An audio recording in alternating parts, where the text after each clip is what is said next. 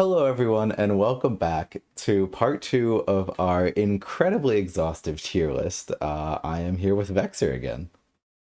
Hey, hello everyone. All right, so ready to keep going. We're getting right into it. No introduction. we got a lot to do today. But no, we've the last time we've been going pretty thoroughly through the cards.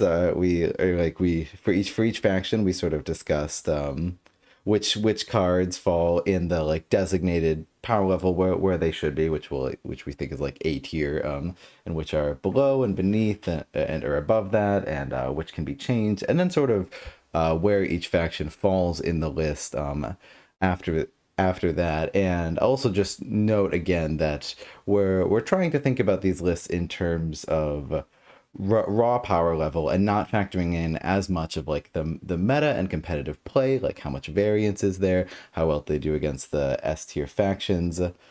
And additionally, I feel obliged to say there's very few like matchups in this game that are unwinnable, and even the factions that will put all the way in the bottom in the C tier. Summoner Wars is a fairly balanced game, and you're not going to see much more than like a 10 to 15% less percent a chance for them to win a given game. But still, that makes that still does make a big difference in game as balanced as Summoner Wars. That's about all I have to say as regards to an introduction. Vexer, anything you want to say?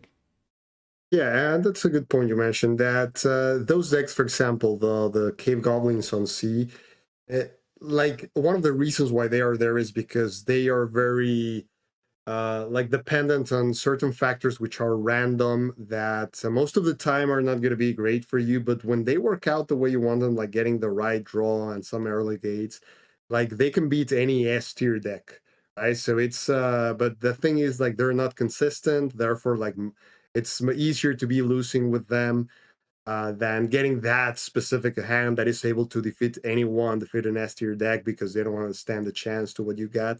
But if they're able to only do that one every 10 times, then it's hard to call them like a very powerful deck. Yeah, yeah. And Shenenkai in chat saying Vanguards being C tier hurts my heart, and it hurts mine as well. Vanguards are tons of fun, and I will happily play them against anyone's S tier factions any day of the week. I will, uh, I will go and I will beat you. I promise it'll happen. I love Mhm. Vanguards. Yeah. Anything else?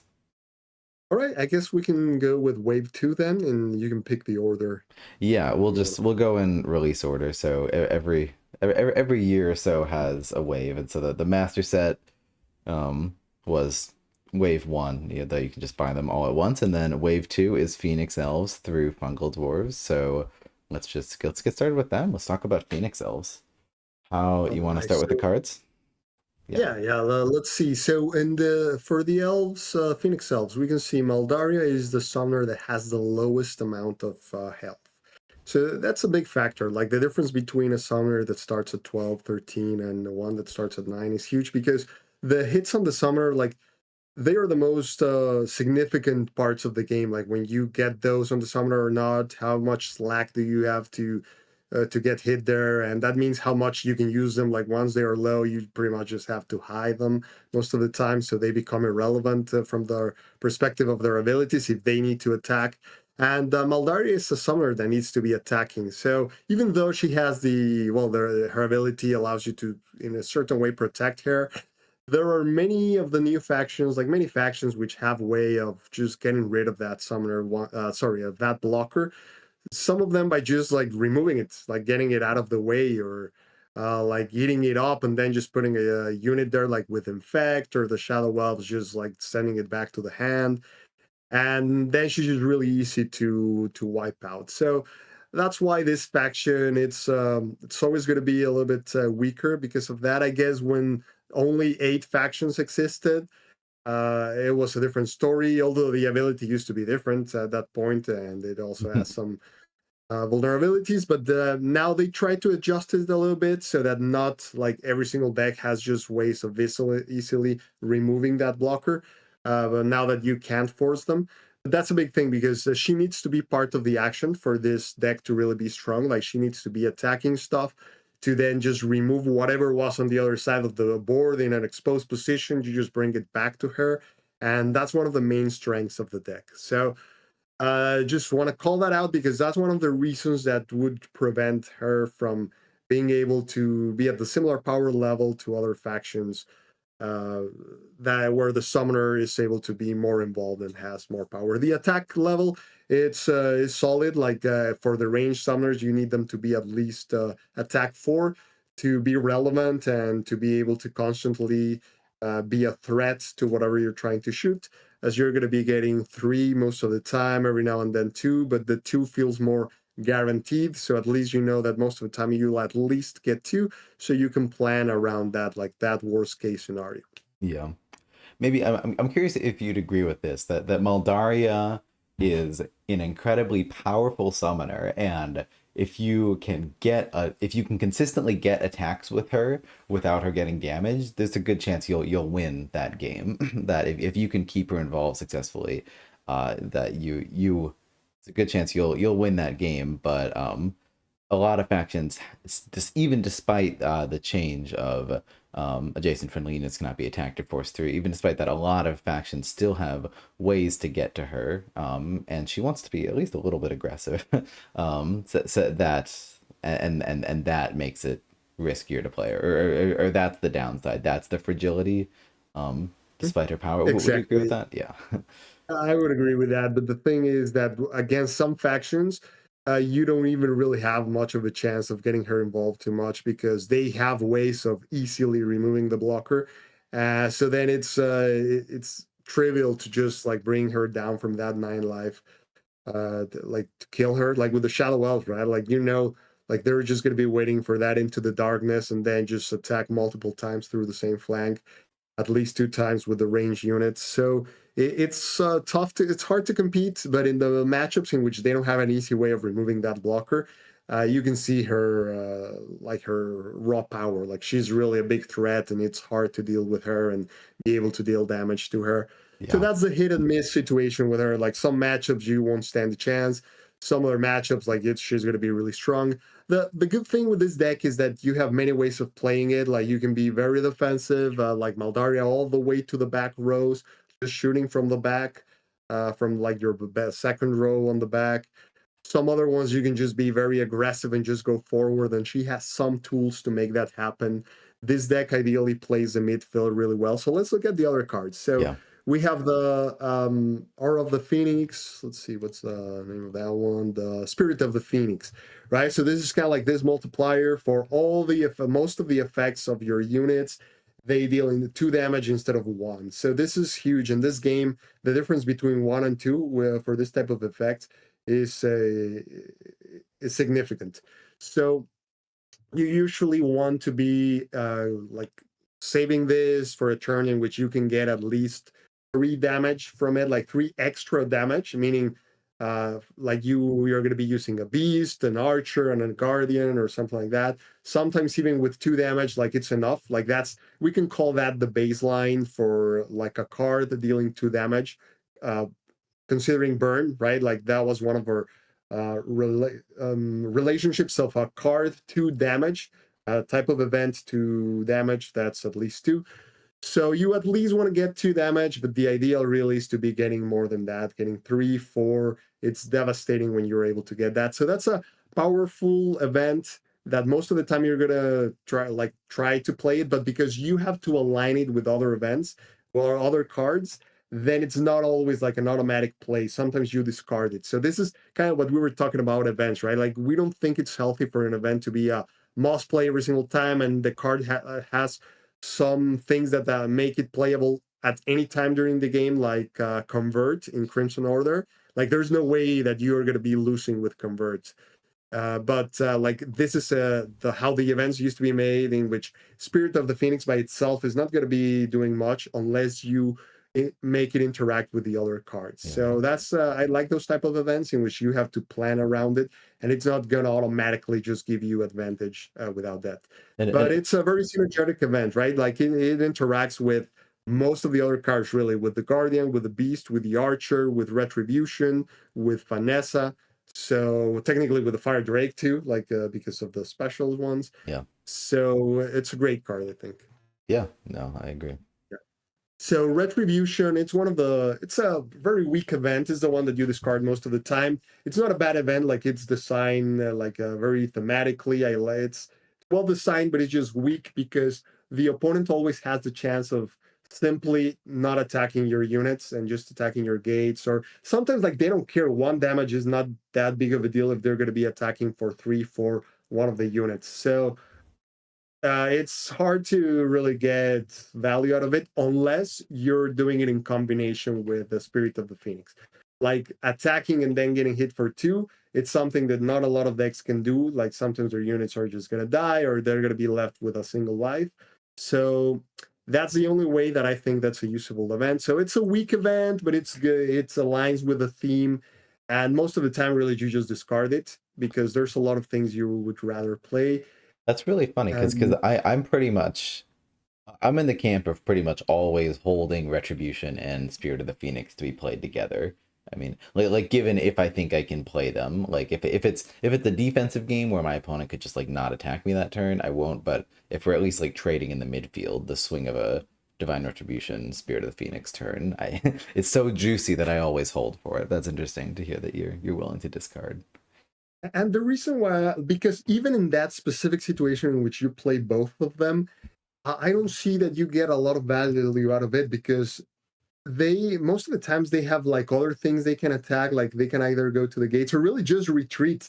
I mean, you can just at that point just hold off one turn and just like go back to get out of their range, Yeah, and then they don't really get that much value on that turn. So that's why I don't think it's uh, an event that I like to play that I think I get something out of it. Like if they just really go back and then just attack like a gate and wait for it to go out, I would rather just have the magic. The only situation when I really like to play it is when you're doing that type of Maldaria, like very offensive run that you just go after them and are you're in front of their face, you attack them, and then you do that. And they cannot really just retreat and wait it out because you're right in front of their face, choking them. yeah, Then that's when I like to play it. But that happens not often. So I would just say in general, it's a weak event because at least what I want to get out of an event is 2 damage, right? And that's really not amazing because the 2 damage of burn, you're doing it in the move phase, meaning that you usually are opening up some opportunities by doing it at that point. But for retribution, it's going to be a single damage distributed across cards. So sometimes, like if it's like a 2 health unit attacking and goes from 2 to 1, sometimes that's irrelevant in the game because if you attack them back with a 2 melee and you hit for 2, like even if it was at 1 or 2, like it wouldn't have made any difference in the game. Like most of the scenarios are going to be like that, in which even that damage that you could deal might not really be significant at the end of the day because bringing a unit from 2 to 1 is not relevant in most scenarios. Like you still need to attack them once, and most of your attacks are going to be dealing 2 damage with most of the stuff that you're able to attack. So that's why pretty much I don't know. I think it's just a weak event, but it's good to have weak events, right? Like it because it aligns with the theme. It has some synergy. Like not every event has to be a home run. yeah, Yeah. So then we have burn. I would just say it's an average event. It sets the baseline for damage to life. The fact that it's on a move phase, it's great because many times it opens like the opportunity to remove like a blocker and then just move with a unit there to attack or do things like that. And finally, Flare. I would say I think we've talked about this one in some other streams when we were, I think, playing the elves, and that's the one that I think in the past maybe it made sense at one magic. We can see that in the core set and in the first factions, like the concept that they had for one magic events was very different to what it ended up being now. That everyone has had years of like playing decks and designing decks and creating factions. This one, the bottom line is that sometimes you don't even get that much value out of it. Like they can still deal damage to it. And some other times, really, they just do this thing we're talking about, in which they just attack gate or they attack something that is not right next to Maldaria, as it is hard to have every single unit right next to you.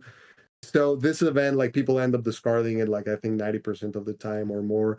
And if it was a zero magic event, I think it will be a worth gamble because at the end of the day, it's a gamble that you're taking. You don't have any guarantees on what's like if your units are going to survive or not receive any damage, etc. Like for example, some of them with the Ember Mage, they just need to get one special, and it would have been the same thing as if you had or not like the Flare, right? So you have those scenarios that make it so that I think this card is not balanced.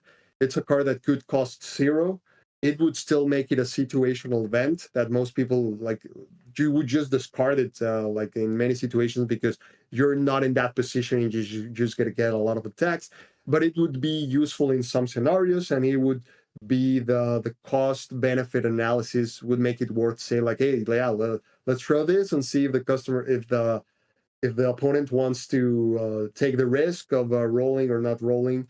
But when you have to pay one magic, like even if they don't roll, like you're not really like if you just prevent like one single attack or one magic, you're still losing at that point. Like you're still losing value. So I think this is the one that could be adjusted, and I think like even the designers and most people are aware of this one because in tournaments they've tried this at zero magic, if I remember correctly, in the past. Yeah. Yeah. Yeah, we've And talked then, about it. You've persuaded me. yeah. You've persuaded me. I'm glad like the argument made sense. Like once you think about it, right? Like once you think like all the times you played it and what you actually get, realize like yeah, it's actually like almost never really a good card. Yeah, Like it well, only really works out when you're in that scenario that you're in their phase with multiple creatures, like they're gonna be able to attack them like exposed on multiple of like of her flanks, and maybe even Maldarius exposed in one flank. So you kind of have to do it like so, but it's a minority of situations, and it's really when you're going all in which you're just rushing, trying to finish them off, and losing the economic balance from the just having to play that is not that significant because you're trying to wrap up the game. That's the only situation where I think it's viable as it stands right now with one. yeah. Well, you persuaded me that at zero it would still you'd still be taking a chance with the specials and oh I'm like losing my train of thought. What was I gonna say?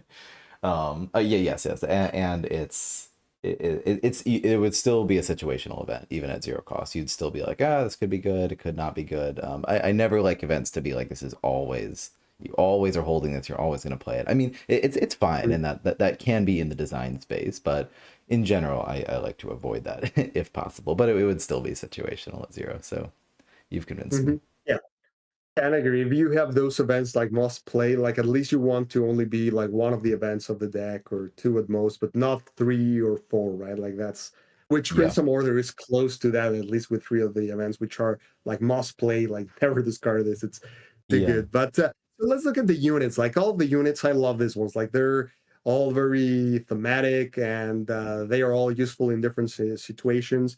Like the Archer is the baseline is for one magic you get two health and three attack. So he has one less attack because you get for free one of those damages, which is it's amazing. It combines with the Spirit of the Phoenix, the Beast. It gives you one of those damages when it comes down. Like we said that the baseline for three attack was it was 3/3 if it had like a positive ability, like something that would allow you to even be equivalent to an extra damage or like some significant value. So you get it in here with the automatic damage.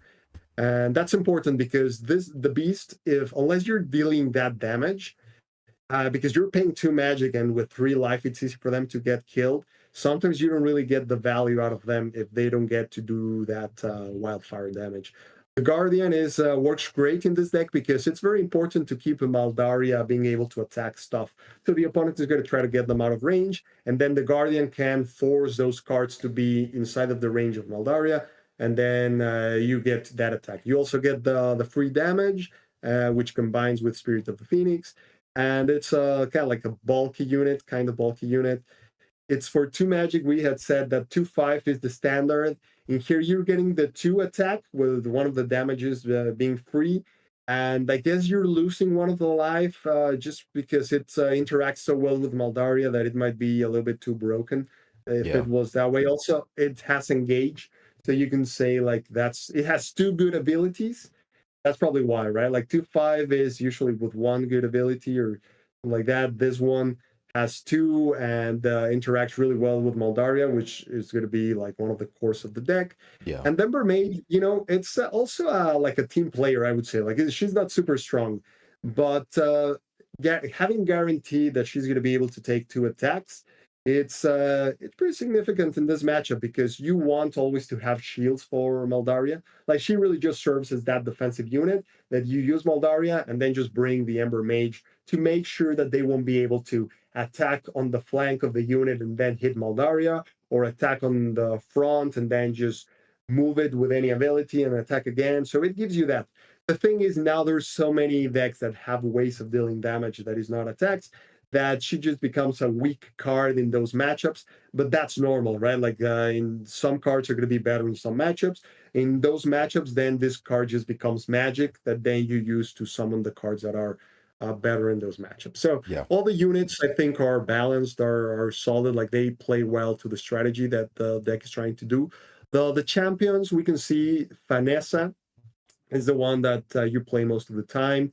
We had said that the baseline for champions used to be around 7 life and 3 attack with an ability that would give you some resource advantage. So this card doesn't give you resource advantage, so it makes sense that it has a little bit more life. So it goes all the way to 9 because what it gives you is some like return damage if it's melee that they're doing, right? So it's not huge because many times they can just attack her with range attacks and she won't do much. And also the last attack that they do doesn't deal that damage. So they were gonna do whatever melee they needed to do on her, it's gonna be the last attack. So the ability is good, like I like it, but it's not extremely strong. So it makes sense that she has 9 health to balance for the fact that her ability is not going to give you a lot of like resource gain. Yeah. And I think that's why this is one of the champ that is used the most. So the other ones, so we have Holeas. So at 5 magic, 7/3 range. So she's below the baseline. Like we would expect the to have at least 4 range if you were going to be able to, well, for that cost, the 3 melee closer equivalent would be 4 range to be able to deal that amount of damage. So she doesn't have that. It's just because of her abilities. Like her abilities are supposed to be able to have the synergy with the units, so that extra attack you're actually giving to the units. And she's also giving you another summoning spot. So one of the themes for the fire is that you're able to summon from like non-traditional places.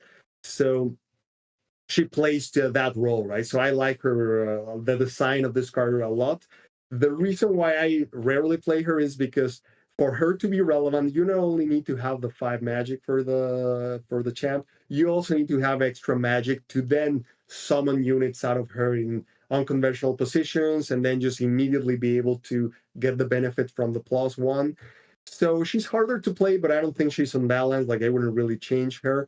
It's just that there's going to be always competing magic needs that this deck can play like a lot of things. The units are really good. You don't have any 0 cost units, so it's very mana intensive, magic intensive.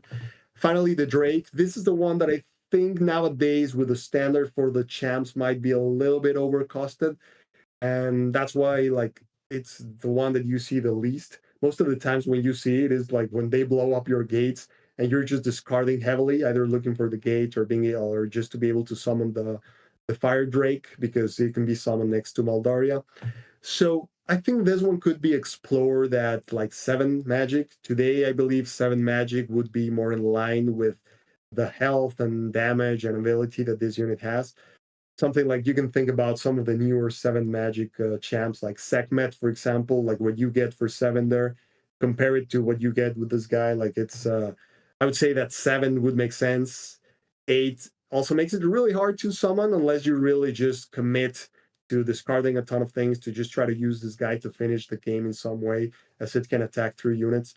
But I don't know, like if some of the testers have tested it at 7 and they say it's too strong, I could probably be like believe it if there's someone has data.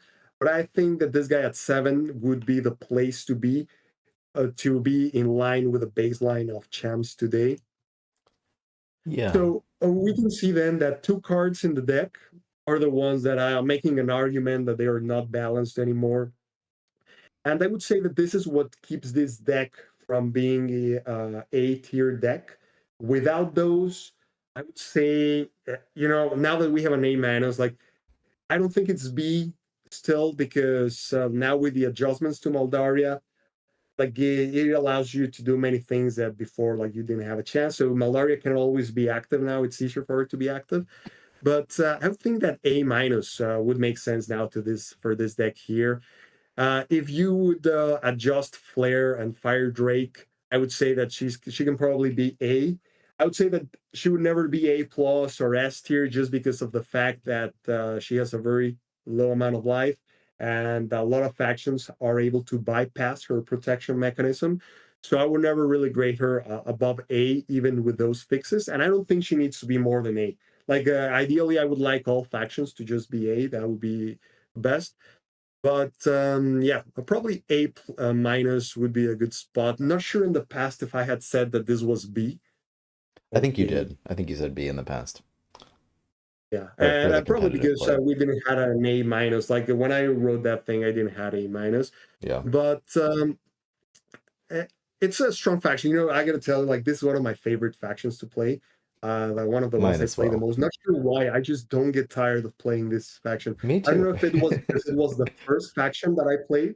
Like when I started learning the game, like they only allowed you to play at that time with this Yeah. faction and Tundra orcs. So I started learning the game with this one. So I just played so many games. I don't know if it was because of that. It was the first one that I learned, or just the interactions. I just find them so rewarding and so fun. Like when you align those turns to do in the Spirit of the Phoenix turn that just blows everything up and kills everything.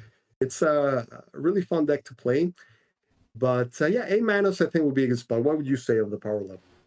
Uh, yeah, and I think it's good to like give a summary here too in terms of like it's like what raises them up and what drags them down. So we said at the beginning, the main problem is uh the fragility I shouldn't say every faction has strength and weaknesses, so the main weakness of Maldaria is the fragility that lots of factions still have ways to get to her even with the change. But every faction should have weaknesses. It's not like that's an issue. And then her strength is just like she can really blow you up. I don't feel yeah. It's pretty easy to see her strength when you see the turns with just how much direct damage she's doing and how many dice she's rolling, and just a summoner with 4 that can consistently attack that 4 and protect. Just that in itself is enough to have a massive strength. But is there anything you would add to that picture? And I guess the other weaknesses being the 2 cards that you mentioned that I think play a role, but I think that's a relatively minor role. I think changing Flare and Drake wouldn't increase the power level a whole lot, but maybe you're right, A minus to A. But would you, yeah, do you think that's an accurate picture of what the weaknesses and strengths are? Or how would Yeah, you? exactly. Yeah, that's pretty much because, and it's right. Like Maldaria, I wouldn't even be sure if I would think that 10 life would be the right amount for her because her ability is indeed very strong. Like always being able to always protect her whenever you attack. It's strong, but the bottom line is that like many factions just have ways of easily dealing with that. And then it nullifies the key thing that this deck needs is that Maldaria is attacking to be strong. But I think Flare would be significant because like the main weakness is like how fragile she is, right? So imagine a Flare at 0 would make it easy to take a little bit more risks and then just feel safe because you played Flare, right? And you're getting and without losing like that resource battle, Yeah, which many times with them like it comes down to that resource battle that's because fair. Yeah, you don't have like assassination component, like you don't have that many assassination yeah, options. So then you really rely on those favorable exchanges with all your automatic damage. yeah. And having Flare at 1 makes it so that every time you have to play it, you're losing going back in that one. So yeah, I would say A minus would make sense because she's really close to where they need to be. It's just those two small things that just keep them away from having those tools. Yeah. Yeah, sounds good. Sounds like we're in agreement. And yeah, I think a lot of people sleep on Maldaria, like especially like just her. I know we said this, but just her. ability alone and her summoner just being like the only summoner that can hit for 4 that can protect herself so easily, like that is really powerful and just can just win games on value alone. So Mhm. Maldarius good. Mhm. um and all right, let's, I guess we got the Tundra Orcs, the other starter set faction. Yeah, let's take a look at the orcs. And with this one's, so we have a summoner, like melee summoner, like you could consider the strongest type that you can get, like the strongest melee that you can get as baseline is 4. I don't Yep. think we have any melee 5 summoners. So, Yeah. and also the highest health I believe we have without Yeah. effects with swamp orcs can get like up to 19 with the healing. But yeah, Grognak, so you have the highest live, like his ability is just amazing. It's a deck that has a lot of reliance on the randomness of the dice, but his ability just kind of like balances that out so that you're not really just always hoping to get lucky because the odds are going to be in your favor if you get 2 rolls. So he's an amazing summoner.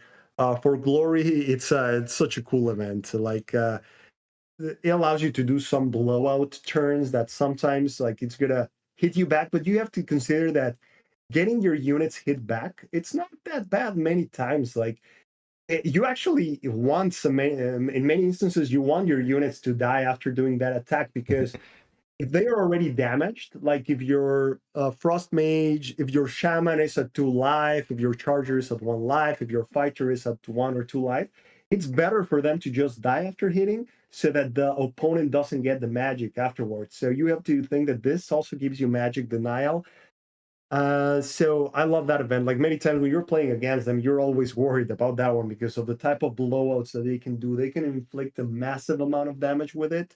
So it's an extremely powerful event. Yeah, absolutely. The, the other events like Primal Fury is just also an amazing event. Like being able to hit twice with Grognak and move him is just it's just huge. Like not only it gives you the option of when you're low on life hitting and then escaping, it allows you to make some turns like having more than the 3 attacks per turn is something that it's very important in this game. Like it's something very strong, not important, but that because it allows you to sometimes just wipe out the board.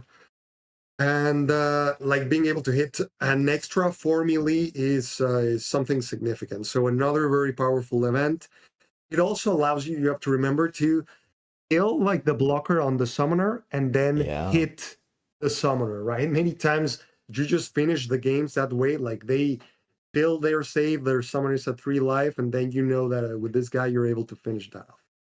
Yeah. Then brutal force is a little bit more situational event, like by itself. It's not always just gonna give you the value, but this is the one that allows you to do some combo turns that are just like a 1 turn kill of the summoner or of a champion. So they play really well with the deck. They play really well with Primal Fury. Like Grognak can attack the same thing twice. So it's an amazing event just because of the synergy. But it's one of those in which if you're not at the right time, you just discard it. But Yeah. it's just perfect for this deck. Freeze is the only event that I think could use some changes. I always think that whenever you have an event that people discard 90% or more of the times, there's an issue with it, right? Like you don't want It's cards that pretty are clear tell. just exactly. It's a clear tell. Like really, you don't have to be a game designer to figure it out. Like once you see that it's a card you never are able to use, there's probably something wrong with it because the game design tells you like you want cards that are useful, that give you something that you're able to play, and that's what makes them fun. Like a card that you discard every single time, it's the opposite of fun. Like there's something wrong with it. So I think that's like Priest has potential. Like what the effect is doing, it's a cool situational option for this deck. It gives you a lot of alternatives, like to trap the summoner with their own units because now they cannot escape to one side. Because you're usually going to be on the offensive, it also allows you to suddenly one of the defenders just freeze them out of the way so that you can focus on other stuff and not be concerned that that unit is going to hit you. Like it opens up a lot of cool things, but I see 2 main issues with it. One of them, that condition of unboosted, that thing is just I mean, it's a little Yeah. bit awful. Like it makes it useless in a lot of matchups that nowadays, like they rely on boost. Like a lot of decks rely on boost.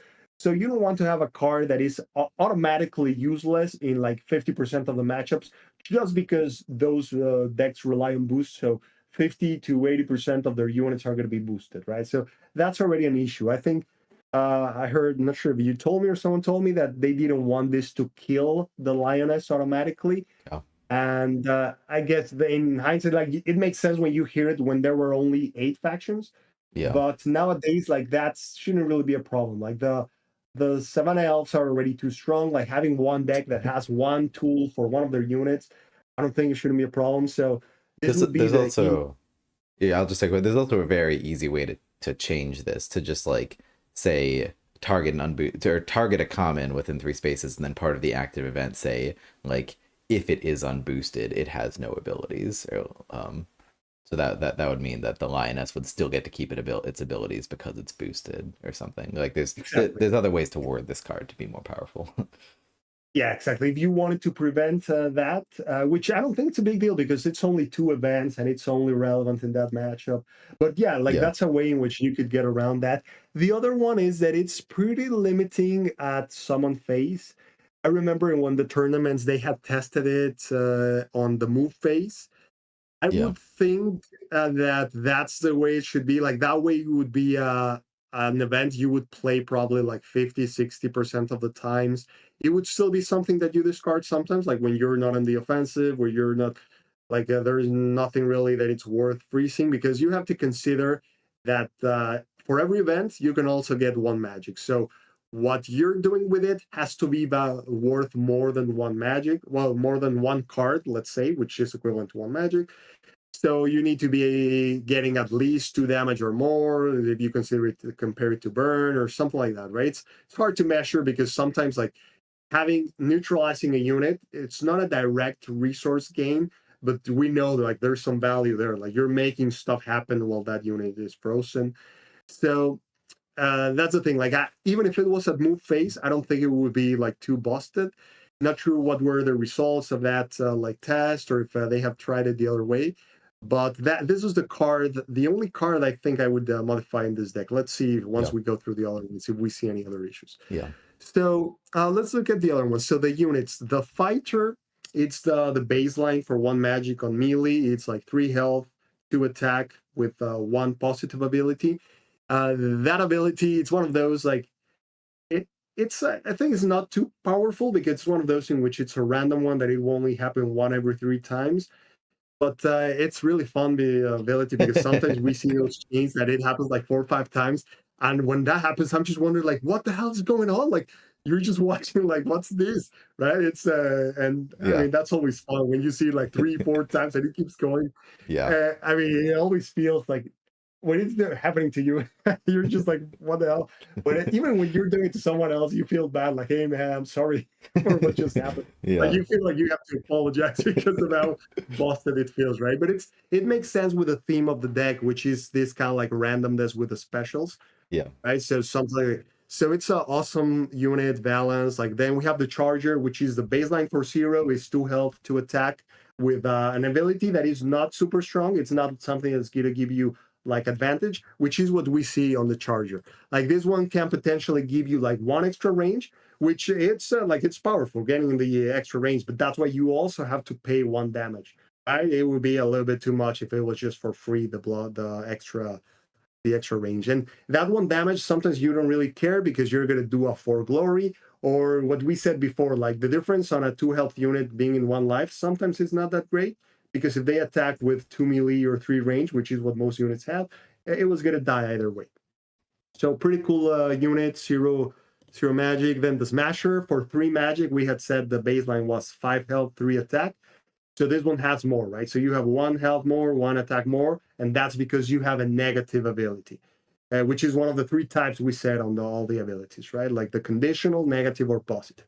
So with this one, like they're going to be able to kill it faster, but then you get the extra power. So it's a perfect creature unit for this deck, which is like an aggressive deck.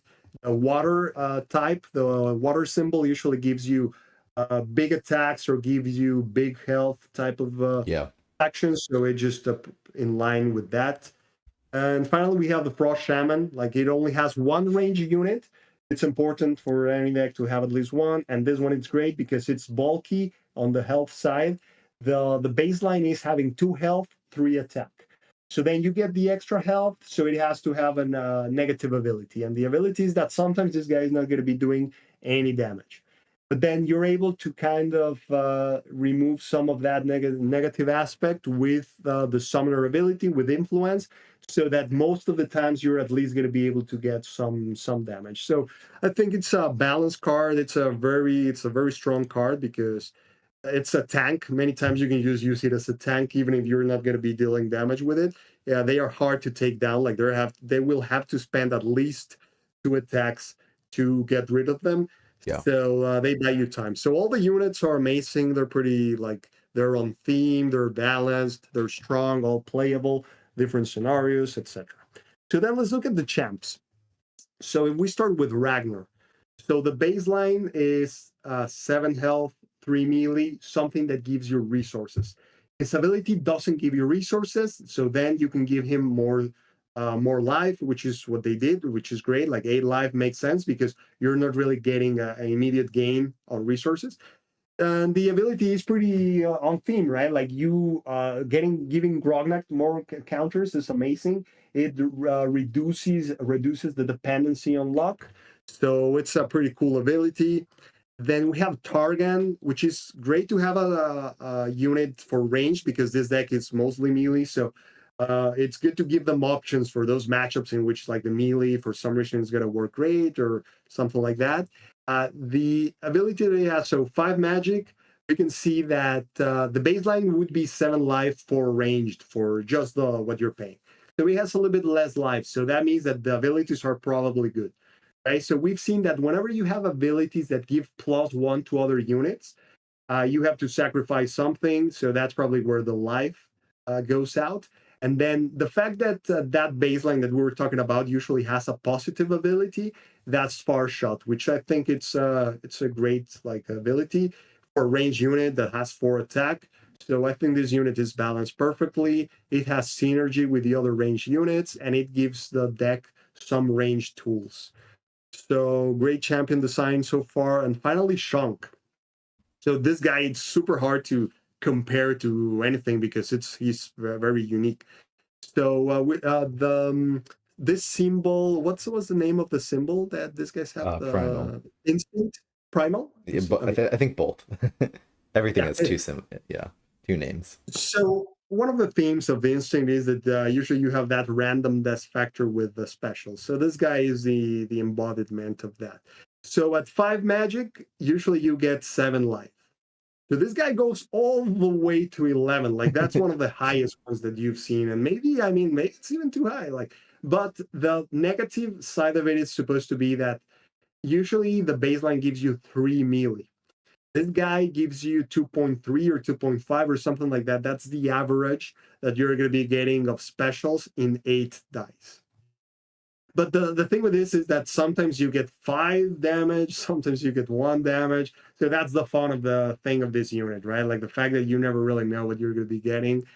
But just with 11 health, like just how hard it's going to be for the opponent to bring him down makes him amazing. Maybe it's too powerful. Like at least for sure, anyone would agree that this guy is above the baseline of a champion. It's a type of champion that you're getting to the point that you want to play almost every time. Like it's always going to be good Yeah. just because you're getting a lot of health for what you're paying for.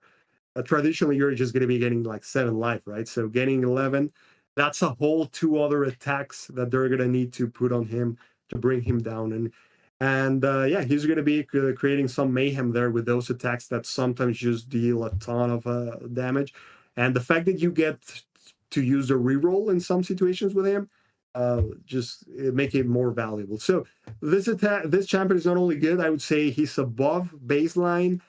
Probably not to the point in which it's an issue, in which you could say it's broken, because the champs, as they're only one unit, but it's close to the point in which it's the must play type of champion, right? That like Baldo and the Barn and those champions.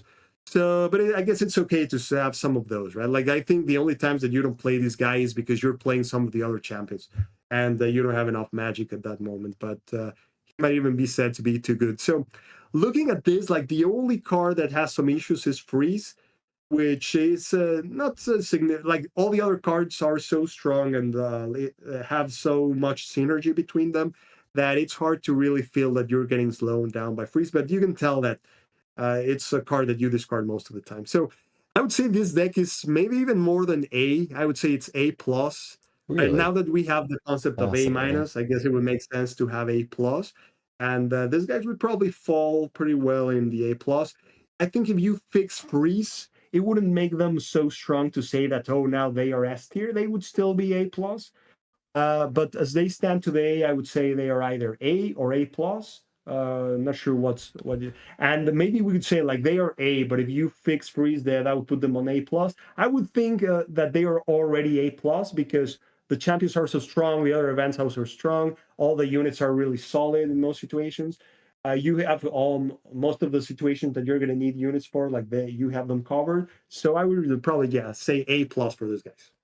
Yeah, I can I can make an A plus. It'll make it harder for us to debate back and forth, but that's that may be a good thing. But before that, I'm curious because I feel like I've seen lots of competitive players rank Tundra Orcs lower. Like I've always been a fan of Tundra Orcs, and I've always felt like they do good against the top dogs. Like at least of the day, that was like Savannah elves and polar dwarves. Like Tundra Orcs just have a lot of health, hit really hard, like can contend with those factions.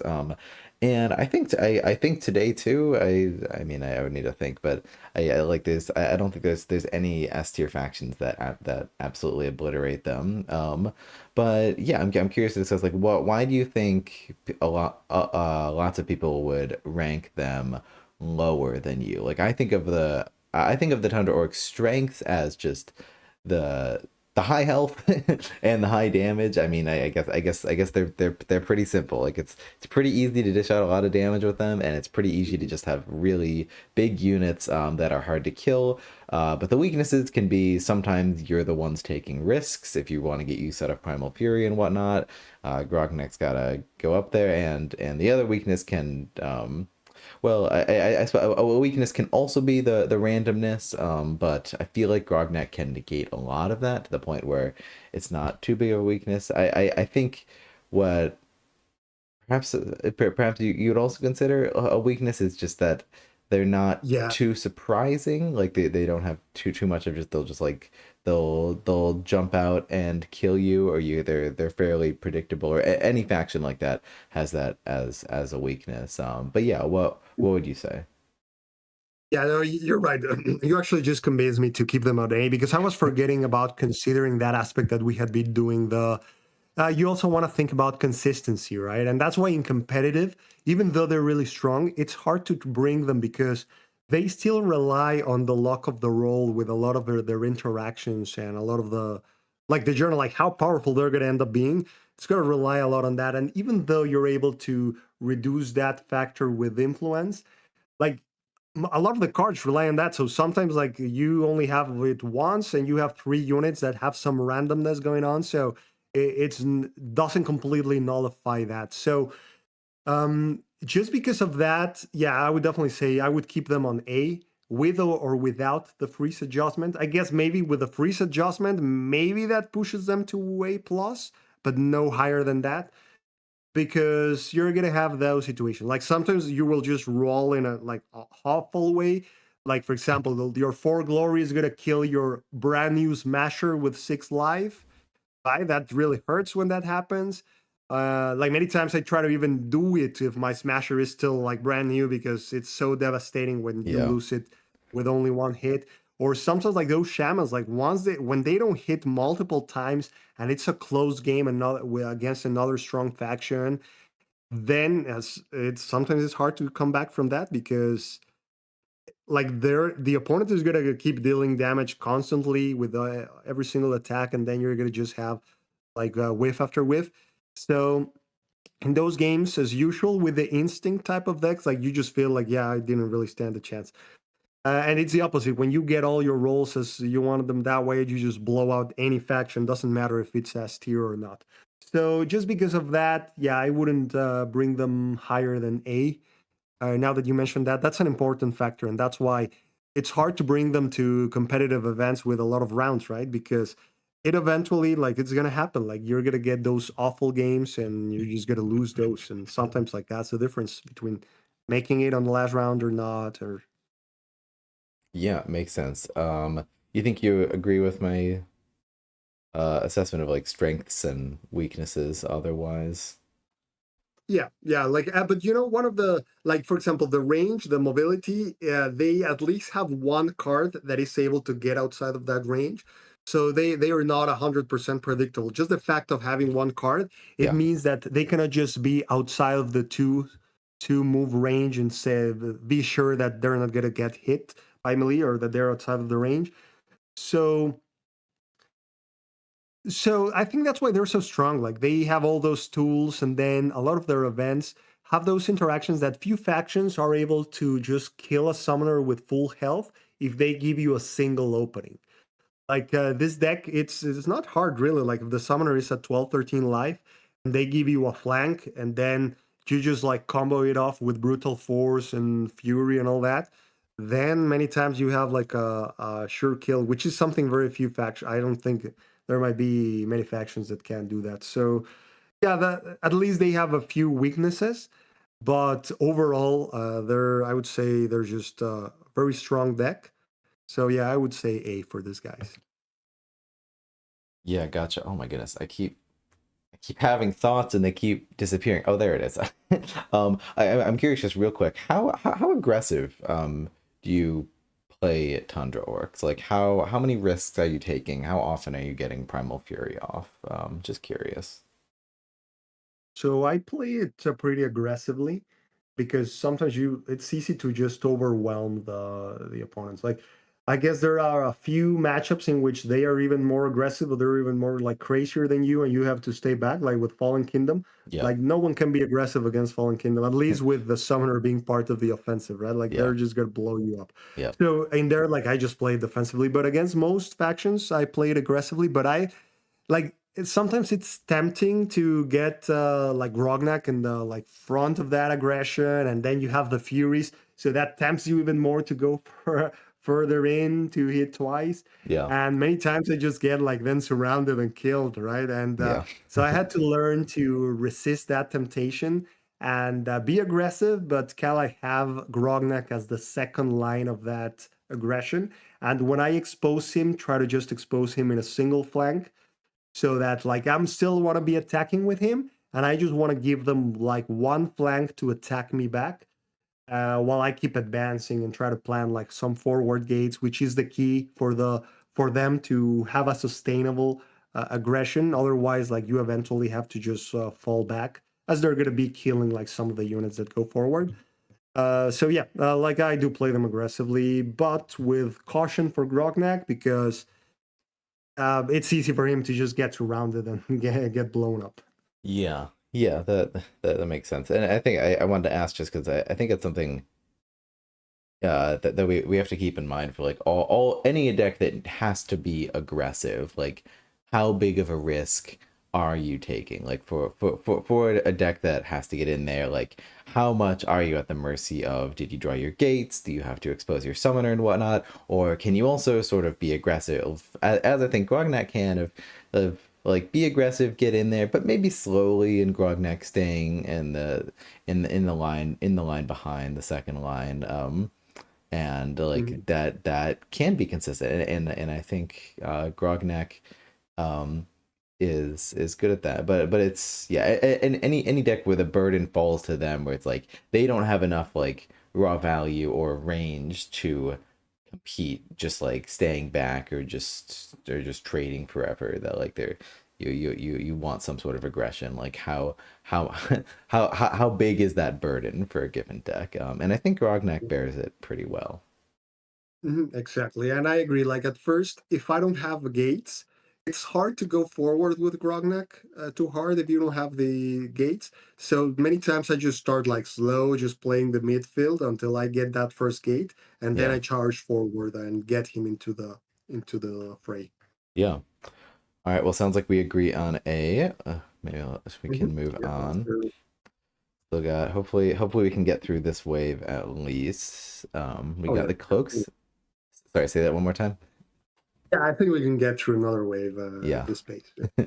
All right, cloaks and avians. Let's start with the cloaks. Oh goodness, it Let's begins. take a look at the cloaks. So we start with blocks. He has above average health. His attack like base value is irrelevant because he's always going to be copying stuff, so it's going to be varying around the game. Like you almost never attack just with free range, right? So his ability is very strong. The events out of shadows, it's I mean a very on theme type of event. It's very strong. Like we've seen it how it allows you to do some crazy repositioning stuff. Like even when you don't target like the summoner or a champion, you can just get value sometimes with a repositioning. The fact that it's in summon phase means that you're able to abuse it even more when you have machinists involved.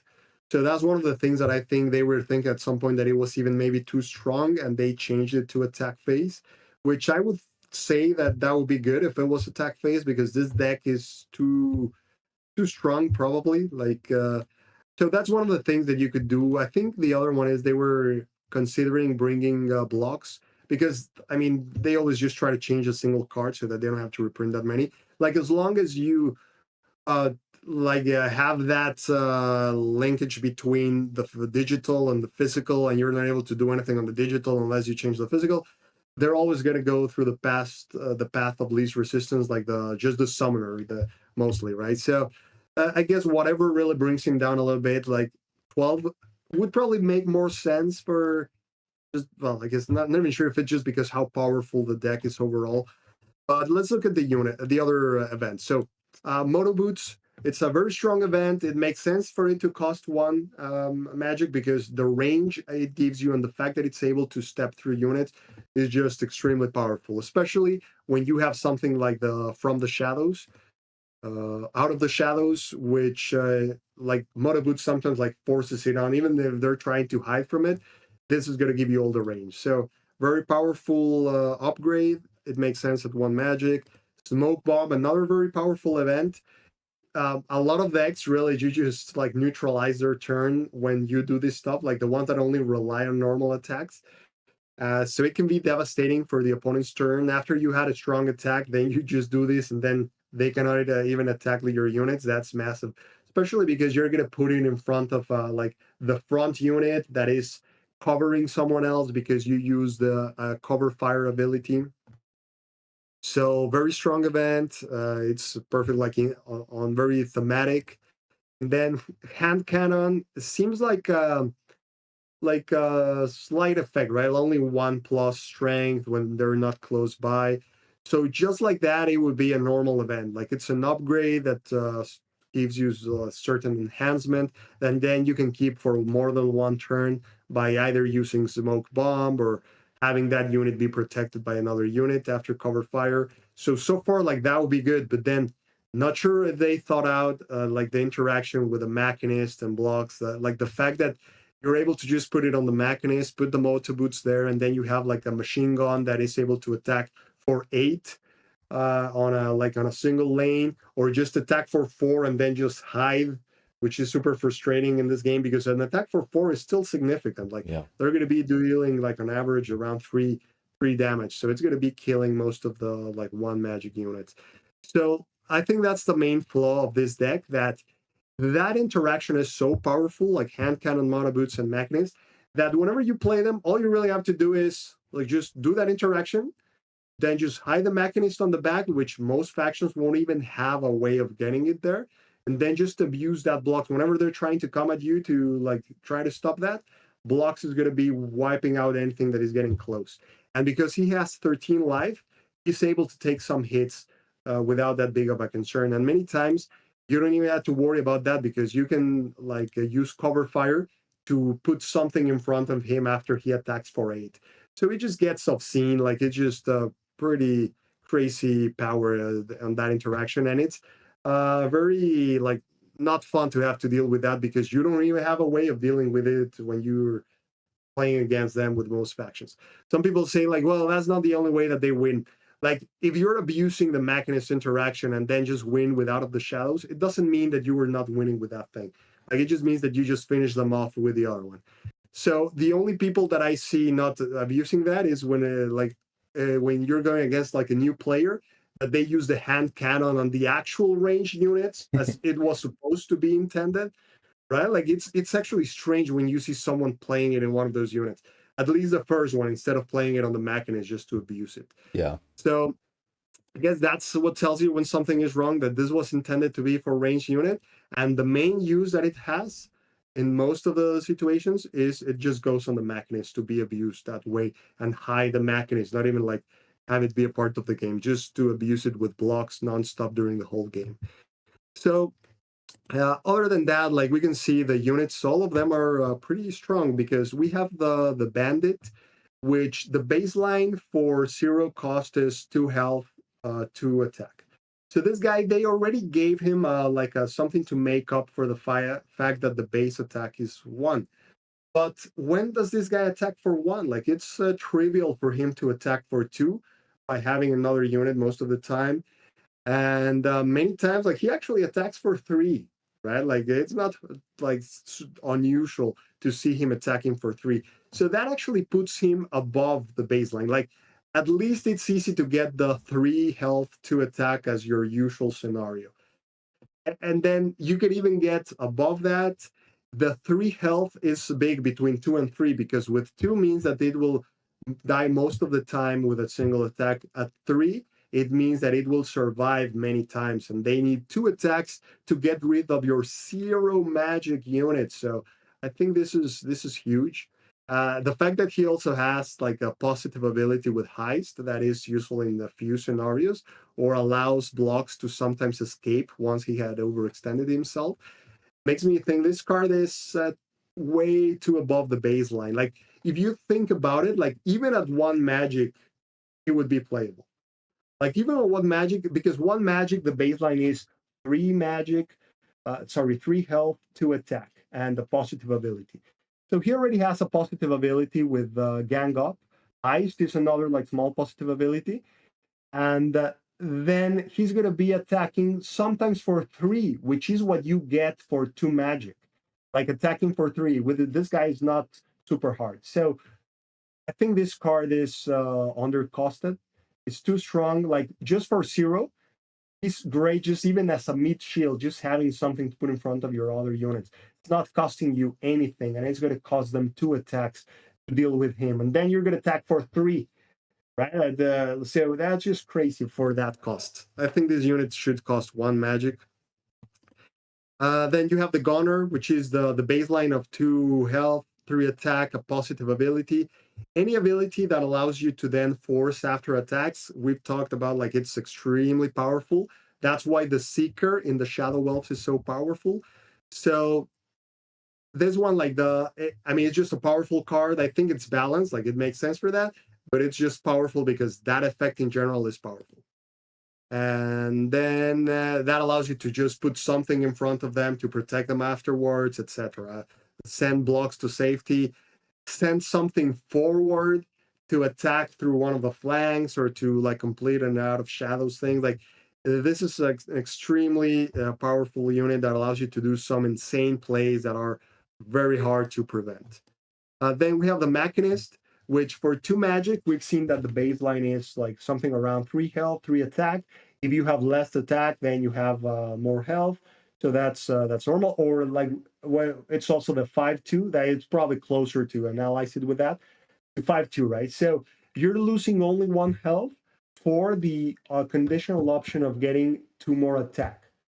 So if you sacrifice the move phase, which we've talked about, like it's not such a big deal, like it's not a extreme sacrifice to do, you get 2 more attacks. So that makes it a 4/4 if you pay that price of 1 move. So that places it like above the baseline of strength. That makes it, I would say, stronger than average unit. And like once this guy, like one of the ways that you play against them is try to not step in any position where a machinist is going to be able to use that double attack, because it's just devastating. Like getting hit for 4 melee, it's really just going to kill whatever you have there. So I would say this is another strong unit, above average unit, I would say. It's Do you not that it's think? broken, it's just Yeah. it's a strong above average one. Do you think that that's offset by the setup required to get a second attack? Like it hypothetically it needs to start adjacent to an enemy unit, though Moto Boots changes Yes. that. The Moto Boots, of course, is extra value that you're putting into this. Yeah, I think it upsets that. Like it would be, it's a good balance if you didn't have the interaction with the hand cannon. Because if you, for example, if you had to use the motor boots to close the distance and do the 4 attack, that means that then that unit is exposed unless you do the like the synergy with Yeah. smoke bomb, which would be okay, right? And you've So put then 3 you're magic getting into it at that point. exactly. So then, like you're getting value, but then like if they kill it, then it balances that thing out. Yeah. But the fact that you're just able to just hide him and get and reap the benefits out of the broken blocks, I think that's what really messes things up, because that forces people to have to rush forward to try to get to that machinist, try to kill that machinist, which many times like the when the things turn around, like if you manage to kill that mechanist that is making blocks a monster, then that's when you have a chance of defeating the cloaks. If you never stop him, it's hard to beat them unless you they overextend blocks and you manage to like do some big thing on him. Right. So if you couldn't do that with a mechanist of just hiding him on the back, that it would mean that the opponent doesn't have to rush into you like just recklessly run into you to try to kill that thing, and it would be harder for to get those situations in which the mechanist can attack for 4. But if you're having to rush forward, it's hard to avoid those situations in which they will just simply summon a mechanist and attack for 4. Right. So I think that fixing the hand cannon would fix the mechanist so that it's not like just too strong, that it's just good but not too strong. Automatically would fix that, because now the opponent is not in a hurry to just recklessly try to overwhelm Uh-huh. Uh-huh. you. And then we have the sniper. So at 1 magic, we've seen like if you have 3 health with range, that means that you're giving up one of your attacks. So that's in line with that. And then you have a positive ability. So his positive ability is just attacking through units if you didn't move more than 1, which I think it's a good way to balance this, because attacking through units is extremely powerful. It allows you to, like, they cannot really protect the summoner in many instances if you have this to try to finish them off. But they limited by the fact that they're not able to just move it twice to reach that position. So it's easier to still protect your summoner because they don't have like the 2 moves to be able to use the ability. So I think this unit is just balanced, and just having attacking through is a powerful ability for assassination type of situations, which is what you would expect out of the conning symbol. This symbol, Yeah. this is the type of ability you would expect. So this one is it's like a on theme with a faction. Yeah. So let's take a look at the champions then. So we have a dagger which only costs 4 magic. So we've seen that the baseline is 5 magic, you get 7 health and 3 cost. So okay, this one costs less, and all you're giving away for that is 1 health. That seems already like too much for me. So it probably has some bad abilities, right? So let's take a look at the bad abilities. Sly. Okay, Sly is one of the strongest abilities in the game. Like you're able to use the unit and then just hide it. Right? And then, okay, what do you replace it with? With a 0 cost unit that didn't cost you anything. And then they have to use 2 attacks to kill that unit. Right? So you're not really losing much when you're giving them leaving the bandit exposed, and she attacked and went back. So Fly is a good ability. And Backstab, another good ability that it has synergy with Out of Shadows. So right out of the bat, like this champ seems too good to me. Like it seems that it's not like a balanced card based on the same baseline that they established for champions. Mm. Like I don't see how it makes sense that it costs 4. I think this champion if we go by the baseline they've established, I think if it costs 5, it would make more sense because you're getting the 3 attack, you would be getting just 1 life less from the baseline, which is 7 life for 5 magic. And then you have 2 positive abilities, one of them extremely strong to like Sly, I would say, would be the way you balance sending life to 6 instead of 7, just because how strong Sly is and the fact that they're gonna have a hard time hitting her if you have Sly, if you're using Sly. Yeah. And then you have another positive ability, which just would be a more situational positive ability, but it's still worth something. So I think this champ is undercosted. This is another reason why this deck is S tier, because like this card is just too strong at that point, and it's one of those that everyone plays. Like it's a must play one, because even if you don't get to use backstab, it's still valuable. Like even just a 6/3 for 4, like it's not really that horrible, right? Like even if you don't use the abilities, and it's easy to be able to use the abilities because you just keep a bandit around for this, and many times you try to just protect her as much as possible. So I Yeah. don't think that one is designed properly. Then we have the Admiral. So we can see on this one, so the baseline 5 magic, so we get 7 life and the 4 attack. So this one costs a little bit more than the baseline, which that would be for those stats.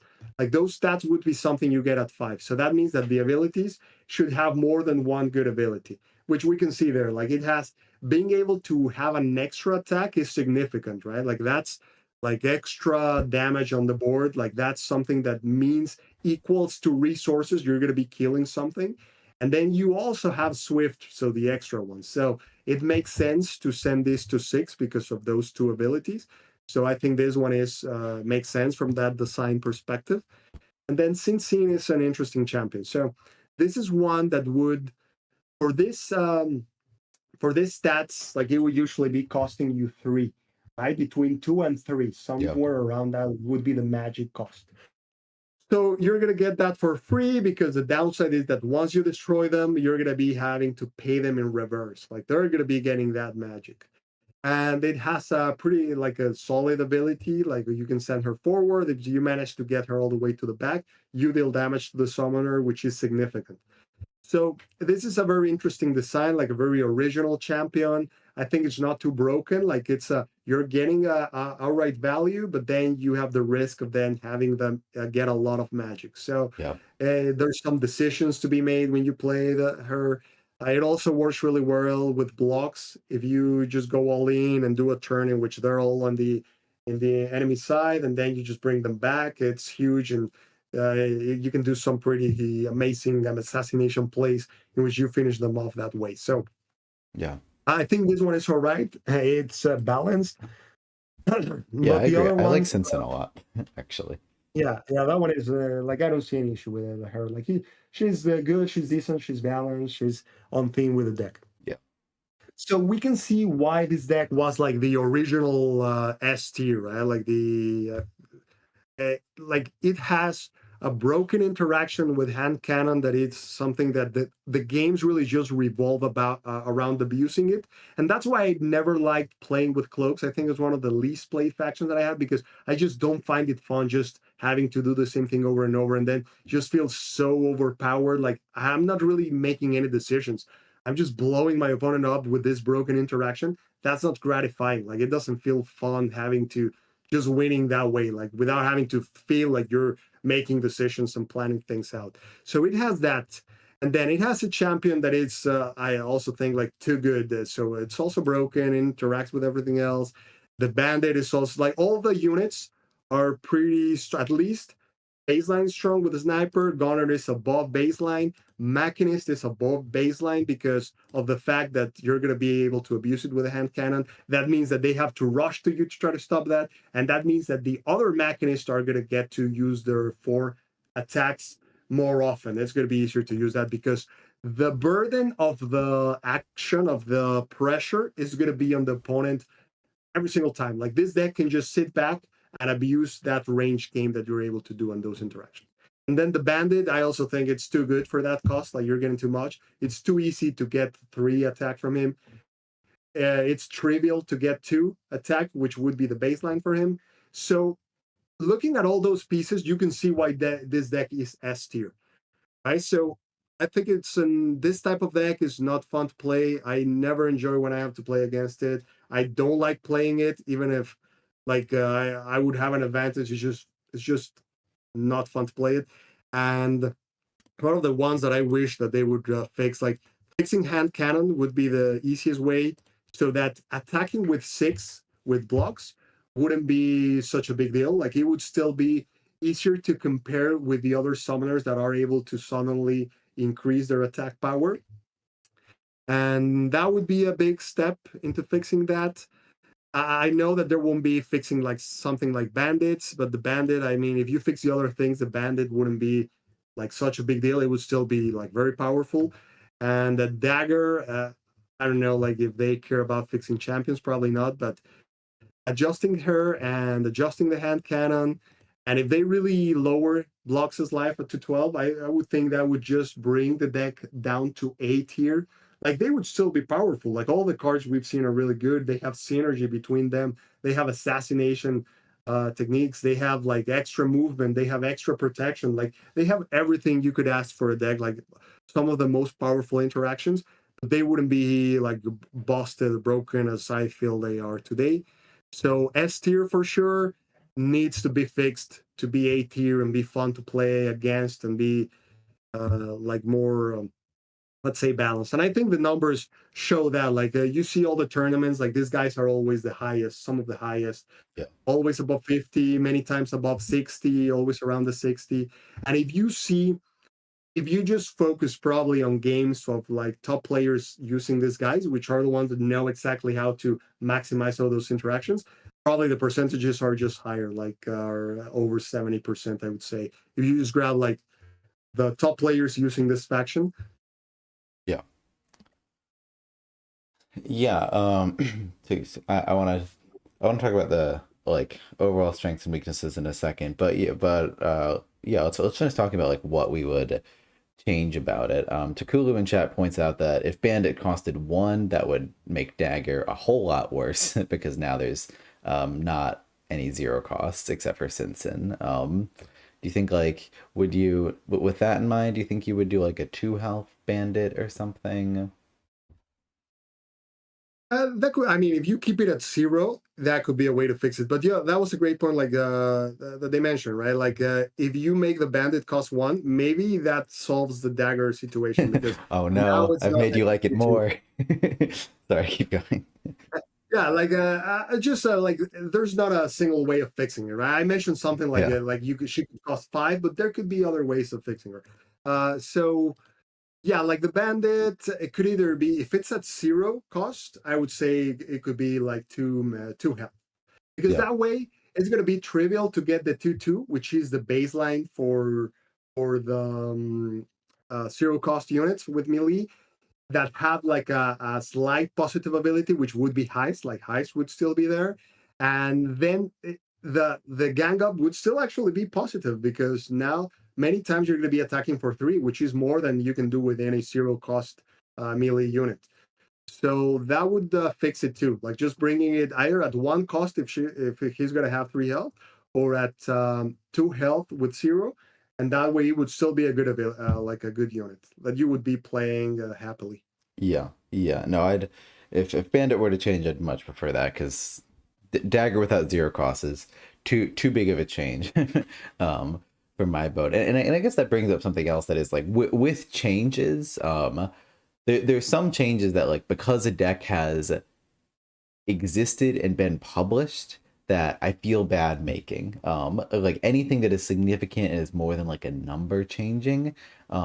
In playtesting, like that sort of stuff happens all the time and needs to happen, like changing the phase of an event or just like totally changing up a unit and whatnot. But once a deck has been published, I feel bad changing things. So things like Out of Shadows, making Out of Shadows attack phase, while maybe that's the sort of thing I would want to do while the deck is still in playtesting. I feel bad changing that because it's like that is just that is a tool that cloak players are have learned how to use, and it's fun to have stuff moving around in the move phase, and so it'd feel like ripping that away, suddenly making that attack phase. And unfortunately, the same thing with hand cannon. The same thing if suddenly this tool, this very this very powerful way to play, that I think both competitive cloak players have adapted of, or at least know how to do very well when they need to, of the Macadus Moto Boot hand cannon. I feel bad ripping that away because that's just, now you got to play the deck totally differently. There, I don't care. I'm willing to do it, because I agree it's not fun, and I think the deck would actually be more fun without that. Just because now you're gonna be like putting, I don't know, like maybe you're putting some moto boots on like some snipers and stuff, and doing and using your hand cannons on actual gunners, and I think it would make more Exactly. gameplay similar to the ice ram nerf not to affect summoners. Like suddenly it becomes a deck about like setting up powerful combos to wipe the board, not just like winning the game because the enemy summoner was like slightly exposed. So that led to more. That was a nerf that led to more fun for me. And even though we're ripping away an entire playstyle, I favor the hand cannon nerf as well. Just to say, place this card under a ranged common. There you go, did it. Exactly. Yeah, and I agree. It's not ideal to change things like the out of shadows. Like the source issue, I think the easiest one is just with a hand cannon. Yeah. And I just realized, like, yeah, it doesn't make sense to like say that you could adjust this guy to the Rust side bandit to one, because then Sly wouldn't even work. It needs a zero Yes, cost. that's what So I yeah, meant. yeah, I didn't realize that at first. I was my point there was that what you're getting for this guy as it stands is something that you would usually need to pay one at least to be getting.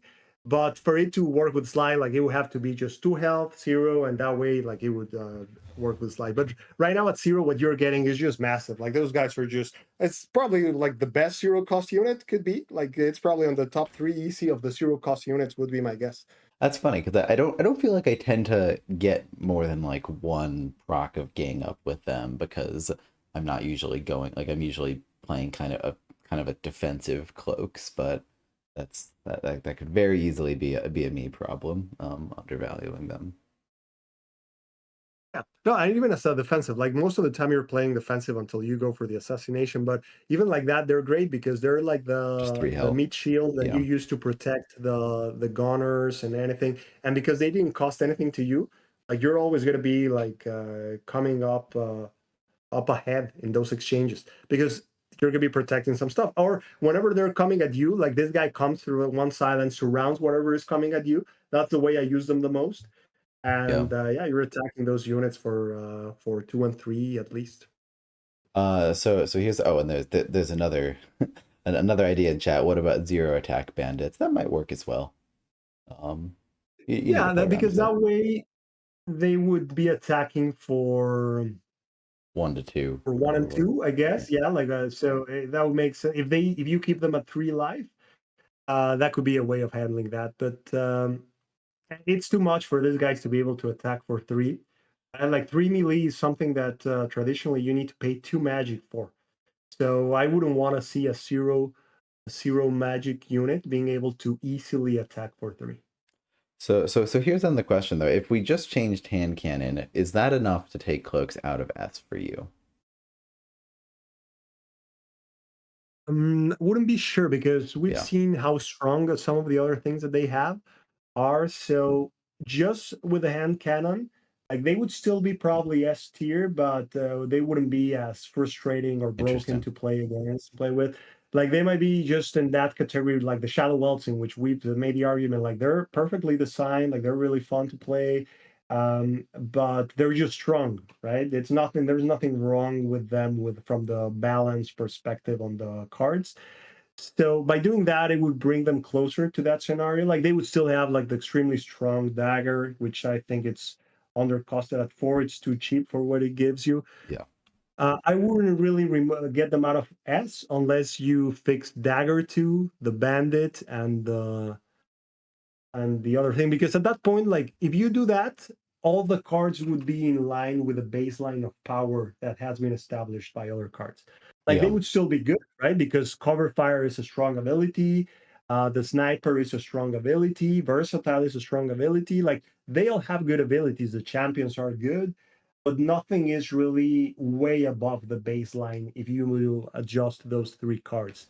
Like all of them would just be similar to what you get in other factions when you pay that cost. Yeah, makes sense. Well, I want to briefly talk about like what makes them strong overall then. Because things like a bandit, like yeah, I consider the bandit like slightly over the curve, but only slightly. I think I guess you would consider them more, but either way, things like that of like a single card being being a little bit too strong can often be excused if it fits within the deck. If within the deck, the balance level is still right for that card to be a bit more, but uh, I would think that when we put when we put everything in context into what are the cloak's strengths and weaknesses, that it becomes quickly apparent that they've just got a lot of strengths. But let me see. Yeah, Let let's sum it me. up. Yeah. Yeah, let's sum up the strengths. So, and the funny thing is that they're going to be similar to Shadow Elves. So, Yeah. one of them is that they have this toolbox of the right ability for the right situation with blocks, which is something that the Shadow Elves get with Onyx Stone. So then you were just going to be copying whatever it gives you the like you need in that moment, right? Like if you need the extra like finish up the last damages, blocks copies the sniper. You want to just blow up big stuff coming at you, you do the Yeah. macros, So etc. consistency. Then yeah, like you have that thing that it's not like, oh, if I just had like this card. It's harder to be in those situations because you'll be able to be copying whatever you need at the right time. You have assassination tricks, right? With like out of the shadows and moto boots, and the sniper ability, which is also something that the shadow elves have, that they're able to attack a summoner that is hiding, or you're able to reach it with moto boots. So you have assassination tricks. You have a great range game that you're able to just sit back and have them come at you. And then when they come at you, you have the mechanist. So you also have like a great melee game when they are coming at you, meaning that they'll eventually have to be stepping into the range of one of your summoning spots. So that's another reason. And the other one is that you have the champions, like above average champions, which have those assassination synergies, or they have these things in which you're going to be able to abuse them and then just protect them. And also have cover fire, which is something that allows you to attack and then protect whatever is attacking, or remove like blocks out of danger, which is similar to feint on the Shadow Wells, right? Which allows you to attack with a summoner and then protect him, or attack and then get out of the way, which the gunner can do by just putting like a bandit in front, and then most of the times like they won't be able to reach her. So it has all those same things, and then you have like the well, I guess smoke bomb is similar to the cover fire, that some decks it just really messes up It's their so whole good. turn. It's so good. It's Yeah, such a good so event. all these things, like we can see, are similar to the things that the Shallow Elves have. That is why it just makes this deck so strong. That's interesting. Yeah, so they're good at a range. If the if the opponent tries to come to them, we have a response. I think like one of the fundamental things that I'll always view them as strong is just the assassination potential. Like all of that. Like if we just like took out of shadow, if you just like took it out of the deck, like I think it is still a good deck and it will still win games. Like they have all of those, they have all of those just general strengths with that we've described, with the ranged and the smoke bomb consistency and the consistency of blocks and master the art. But then on top of that, we also can really easily kill the enemy summoner. Or I suppose not easily isn't the right word, but more that like this out of shadows is incredibly powerful, and your opponent always needs to play around it. They always need to be thinking about how you could be coming Mhm. in with an out of shadows plays, because there is there's no other deck that has this level of just sneakiness of, oh, you do a versatile attack out of shadows and then the extra machinist does a moto boots and then gets over there, and then bing bada boom, you have a dagger behind the enemy summoner. So your opponent always needs to be thinking about that. So having just like generally pretty strong, and especially like strong at a range, and the consistency on top of good at assassinating is like, oof, that's those are rough companions. That like now your opponent is always on the edge, on top of just facing generally pretty high power level. I think so. I feel like assassination factions that are good in other regards are always gonna have a little bit of an edge there in my Mhm. mind. Exactly. And the thing is that you would say like, well, you have to be very careful with Out of Shadows, but the fact that they're able to do the mechanics in the corner means that you have to be trying to get at them. So most factions can't even just say like, oh, I'm just going to stay back, because you will always lose the range game when you have like a Yeah, blocks that is able to just shoot for 8, and then the other good range units. yeah. So yeah, I gotta tell, like this is the faction that I dislike playing against the most. Like many times when I see that I get matched against Cloaks, like I feel like the desire to just concede immediately, but I don't do it just for like sportsmanship, just to not be like bad with the other players. But I just feel like I don't want to have to go through this. Like it's such a pain of a game. So yeah, I think this is the worst faction probably from the design perspective. That's interesting. I have a lot of respect for people that enjoy cloaks, and more power to them. But I have always been with you. I have always said this is the one faction that I do not enjoy in all of Summoner Wars. But that's not to dock to dock anyone that does.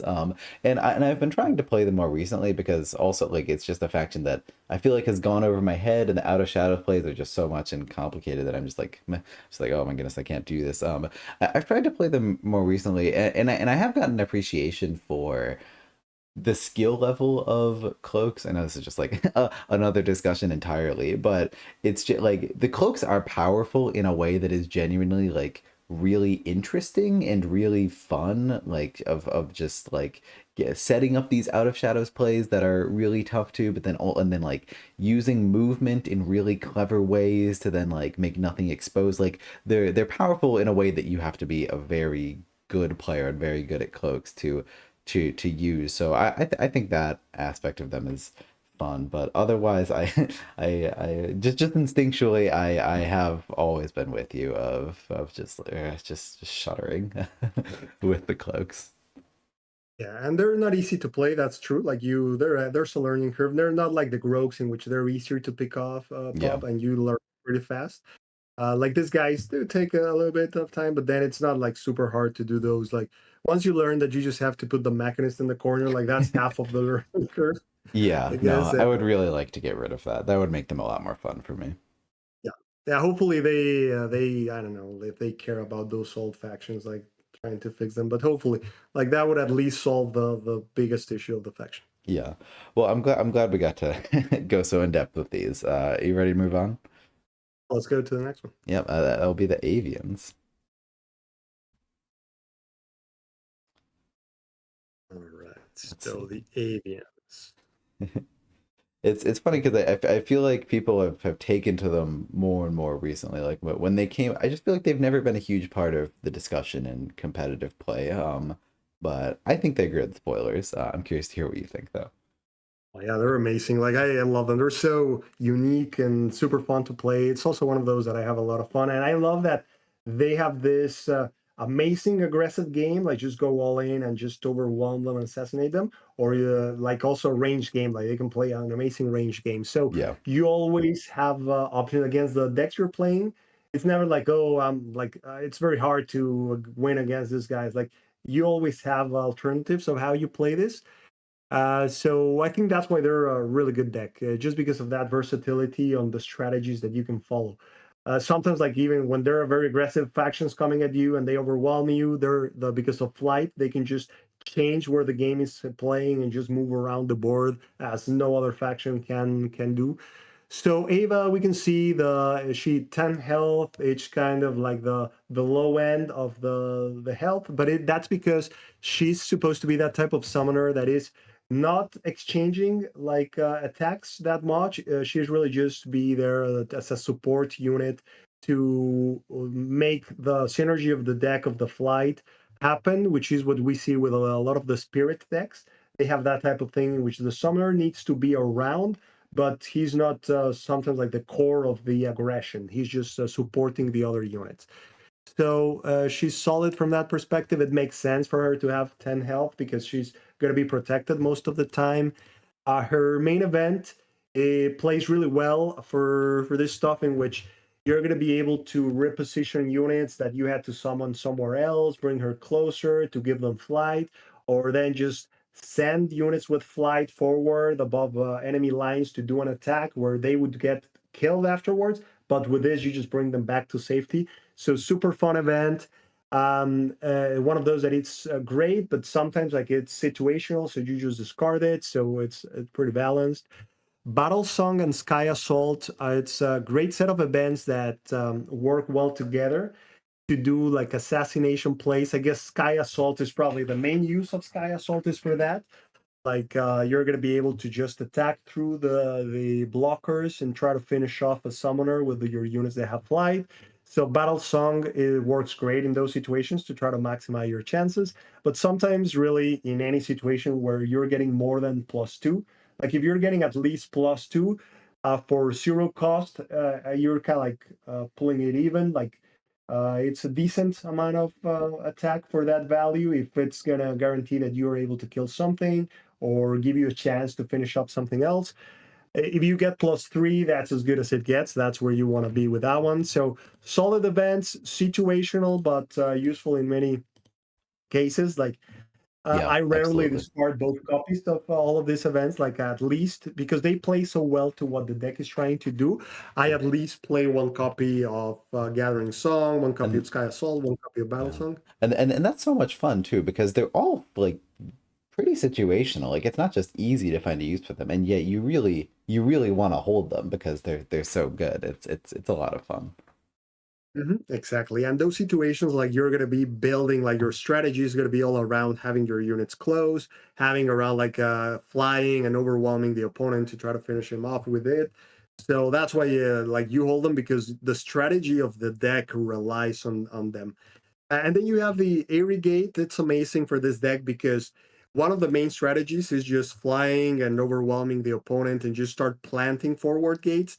But that doesn't work if you don't have the gates, right? So with two more gates on the deck, makes it easier to achieve that, and it also has synergy with some of the units and that helps you out moving units into a position in which they get flying or that they're able to have like an extended reach. So solid type of gate makes sense for that it has three because you're getting the extra value.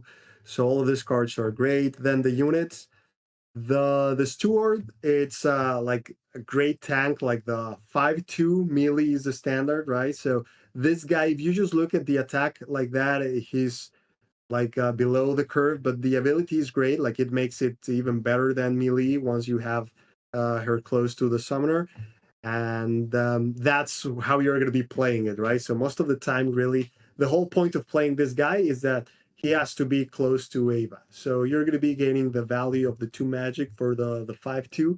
That many times he's going to be attacking with a 3, even 4, and then you can do some solid attacks with him. And getting the melee type of rolls even better than melee from a ranged position is huge. So I think this one is it's perfectly balanced with the fact that he has to be close to Ava. So that's Yeah, the downside, right? But it's something that once you do that, you get the benefit. But you do have to work to make that happen because there are only so many positions that Ava can be and have this guy still shooting something and not be exposed. So it's not easy. Like anyone who has played the Avens know that positioning of the units is the hardest part yeah, as you have to be planning around the next turns too to see where do you want them to be to reach this spot or this other spot. yeah, The sage 3-2 for one magic and two ranged. That means that it has a positive ability, which is the +1 strength, which is just a solid ability. So it's perfectly costed, it's balanced. The sentinel, I think this guy is just on the baseline. Like you're going to be getting a 3-3 for 2 magic if the ability allows you to get value, meaning damage or some other way in which there's some resource value. So this one doesn't have that. So that's why it needs to have the extra health. So it makes sense for it to be a 4-3 with an ability that is situational at most, right? Like most of the time it won't do anything, but it's great because it gives the deck an answer to some other type of factions like the Cloaks, right? Like then you have an answer to the snipers, you have an answer to the rangers. Yeah. So it's great from that perspective, but really what you're getting here are just raw stats for 2 magic, what you would expect, a 4/3 if the ability doesn't give you any resource value. And finally, the diver. This guy is just amazing, right? So if you look at the stats, it's just 2 health, 2 attack, but you're getting 1 damage for free. Right? So that would be close to like a 2/3 for 1 magic, which makes sense. Like it's costed properly. And it also has dive in, which is what allows sudden strike to be something viable. Yeah. Otherwise, like it would be too hard to really get the situation to get the damage. But with dive in, it's really easy to get it. And a lot of the value is that then you're able to be attacking with a flying unit in a position that it was really hard to defend against, right? Like once you summon it in those places where you don't have a gate, and then he's able to fly 3 spaces forward, you're able to go and try to kill like some of those small support units or chip in at the summoner. And then if they just kill him easily afterwards, it's not a big deal. You already got the value out of him with those like automatic damage and the 2 attack. Sometimes you're able to even save them afterwards with Song of Gathering. Yeah. So we can see these spirit decks, like they have a lot of synergy because it's all about that. Like all these units are amazing. None of them are like have any flaws, too strong, too weak, anything like that. Hmm. Now let's take a look at the champions. So if we start with Guildford, so we can see here that the baseline would be 7 health, 4 attack, for ranged, right? Like that would be the baseline, and that would be if you have like a positive ability at that point. Like that's 7/3 melee, positive ability, resource related many times. So this guy is understated from that perspective. So that means like we're probably getting some decent abilities. One of them is the extra range and the movement. So that's solid. You're able to fly above units, so they're not able to protect them that way. And but that's not worth like the attack probably that you're losing. But once you add another ability, it is situational. It's not amazing, but it allows you to deal with some situations to deal the final damage. I think that's where you see that okay, it's not a champion that is going to be amazing in every single matchup, but it's a champion that is going to give you a tool in those matchups that otherwise like you wouldn't have an answer to the current situation on the board. So I don't see an issue with this guy. It's just a situational champ, which Yeah. most champs we would expect them to be that way. Like we don't want all of them to be must play Yeah. champs. Any card that can force an enemy summoner is gonna you'll be able to find a spot for it in some games. There's very few Exactly, cards like that can do that. very few cards can interact with the summoner, and it's yeah, I find this ability so funny. Like the boy, like you just Yeah. send him like to mess things around, and it's yeah, so it's a good card. Then we have Wrath. So on this guy, we can see okay, so it's above. Well, we have 7/4, which is above the baseline of 5 magic. So we have one more attack, which is what we traditionally see. Once it costs one more, we get the extra attack, and then we expect a positive ability too. So these two abilities are in combination. They really just work as a single one. You sacrifice a move, and then you are able to activate the other one. So it's a conditional ability with a small cost, which is just a move, which is perfectly fine. And then you're able to reposition him around the board for that. So I think it's designed properly. Sometimes this allows you to like get to that summoner on the back because he was close to a like a damaged unit. It's pretty cool using it that way. Um, it's not the type of champ you're going to be seeing often because of how expensive he is, but not because he's overcosted. It's just because, as you can saw, we don't have any 0 magic unit, and we have two magic units which are really good. Same thing for the other ones. So this deck is very magic intensive. So that's why Interesting. Wrath many times it's not worth playing. Like most times I prefer to play like 3 2 magic units instead of discarding them to be able to play Wrath. Because to get to Wrath, unless you're playing against like the Crimson Order or like the Goblins or something like that, you won't have the magic unless you start discarding heavily or some of your 2 magic units.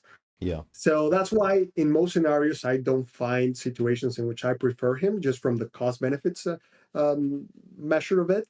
But it's definitely playable and it's situational. It's a cool card, so I think it's good. And It's, finally, we go yeah. with Cyruk. Hmm. So Cyruk, this is an interesting unit. So we can see that for the 5 magic, he's understated like by 1 health and 1 attack. But that's supposed to be because you're always going to be getting some effects from the units you have on the board. Like you're always going to have some units. So by just having a sage, his attack goes to the baseline of 4 range for 5. So Yeah. and that's an easy thing to have. If you have the steward, that for attack, if you're next to Ava, become like melee or even better than melee. So that's big. And then if you have a diver around, like you get the free damage. So this guy is solid. I think it's well designed, a pretty fun champ.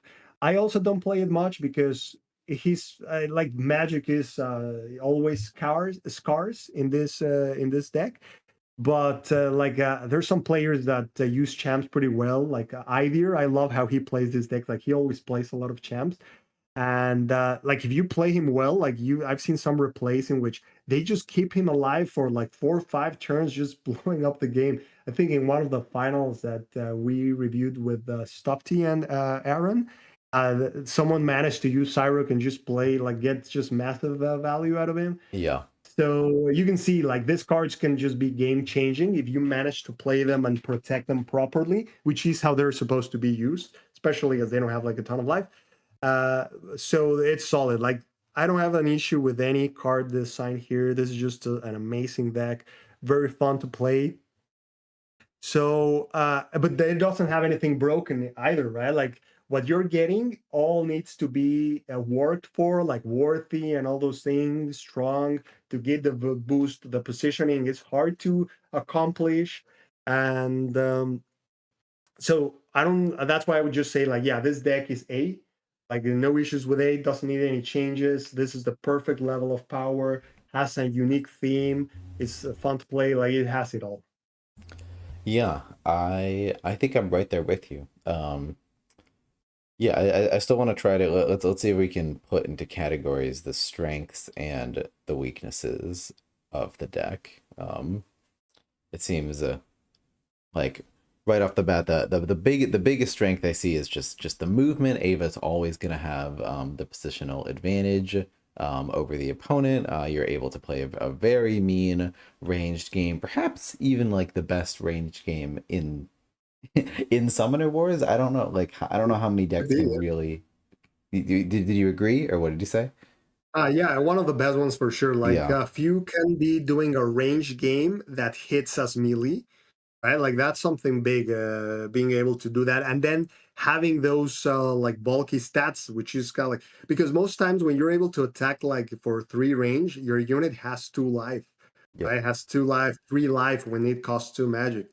But like with these guys, like they're gonna be having that tanky unit that is hard to take down from afar, right? So it has one of the best range. The main strength is the mobility. Has the best mobility probably in the game so far. Might be this deck, as you're always going to be able to be given fly to most of your units. So it has that, and it has both that great range game, but also has a great assassination game. yeah, So you're able absolutely. to be aggressive and overwhelm the opponent and surround them. So I think that's why they're so good because it's not only one of those one-dimensional decks in which you have good range game, but you're gonna really be the aggro. Like you don't have the means. Like they have the means for both of them. Yeah. And then yeah, I completely agree. So in terms of weaknesses, I think the positionality is hard. The deck is only strong if you can get the positioning right, and sometimes you're just not in a place where you can do that. And it's also very expensive, so especially like that aggressive play style can be hard to like you really you really have to commit to it. You really have to have the resources just because all of your units cost either 2 or 1. I think that's all I'd say for weaknesses. Would you add anything? I would agree. Yeah, that's exactly the weaknesses that I see too. It's just like that high magic cost and the fact that you only have 3 moves per turn. So it's hard to be maximizing those bonuses between all the units with only those, unless you're really planning things well. And the opponent, the way they have to play it is position themselves in such a way that they cannot really just take as like a flock as a unit and then just be maximizing those. So yeah, they do have weaknesses. They have a lot of strengths. So I think that you summed it up perfectly with that. Yeah, awesome. I realized I forgot to mention it in the previous discussion with Cloaks. We went over strengths. We didn't mention weaknesses.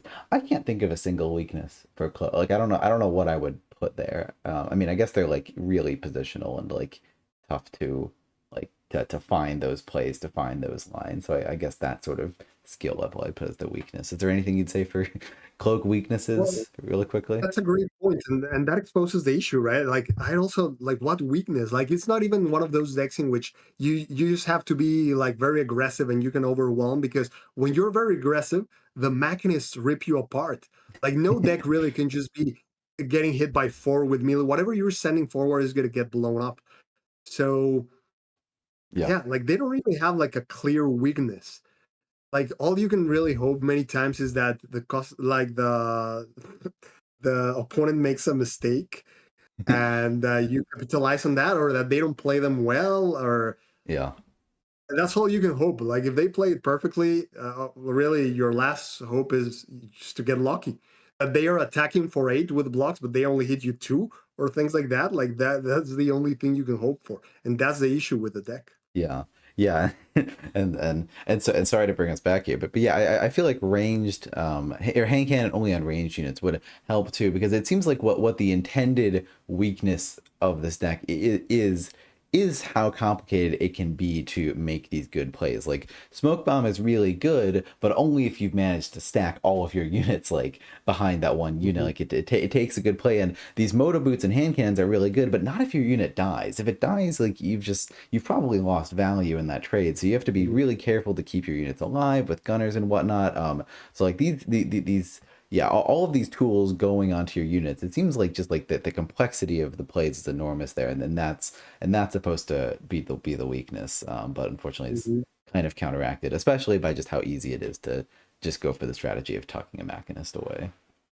Mhm. Exactly. Yeah. Okay, anyway, got side tangent. Anything else to add to avians, or all done? Okay, we can go to the next one. All right, we got two more for this wave, and Yeah. hopefully we can be done. We have Which one were Eternal Council and Fungal Dwarves. You want to start with the Council?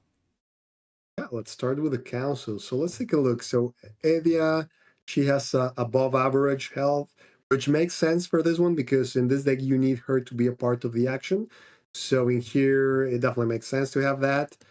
Her ability, it's all about like her getting boost to then just turn her into a monster that is able to obliterate everything and just blow everything up. But that relies on that boost economy that only allows you to sustain that for a certain amount of time. So I think this is an example of a deck that has like a perfectly balanced boost mechanism. Mm-hmm. Yeah. So let's take a look at the things that he has. One of the like the most fun things that the this deck has is learn this type of event that allows you to play the opponent's events. Like you Absolutely. can just turn out like some very wacky situations. Like sometimes you just want it for the boost. So at least it's giving you boost. If you get any cards from the opponent, like you can either use them for like great effect or just discard them for magic. Like that's still value to you. Like you got one magic out of the card and you got one boost, right? Yeah. Instead of just one magic, which is what you would traditionally get. So it's a pretty like fun thing, like fun event. The other ones are all about the combo. So this deck needs to be drawing a lot. So one event to allow you to draw 3 cards in a turn.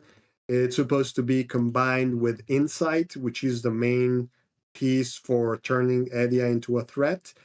So it can get up to five extra attack, but you have to be ramping up with whenever you play it, you have to draw up to 5 cards, which is I think a good cost. Like it's not automatic. Like you play it and then you have like +5, right? Like you still need to line up the rest of your plays to so that you're drawing those cards to get to that. So I like that balance there. And finally, assault. So you need a tool to be able to deal with a lot of small units too, so that when you turn her into the monster mode, they cannot simply like throw 2/2s at you and just stop you, and you're wasting your 8 attack into a simple 2/2.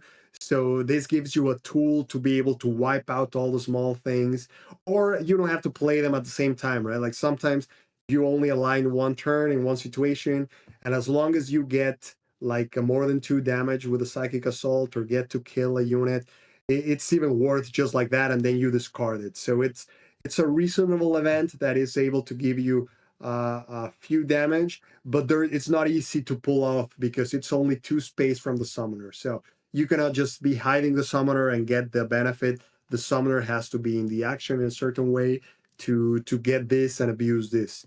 And you're not able to abuse these events unless you have been working for those boosts with Evia to be able to keep it up for multiple turns. And then the opponent always has ways of dealing with that by trying to remove those targets for her. Like when she goes into that mode, try it sometimes like you don't even hit her and try to not give her like unit targets so that they struggle to keep up all those events until they die out and she's not a threat anymore. So there's just a lot of this interaction, right? That it's, even though it can be really strong, it takes a lot of work to plan it out, and the opponent has ways of trying to prevent it. Like they can also just try to like go all in and see if they can kill her before she just blows everything up. So it's a good balance there that allows many type of interactions.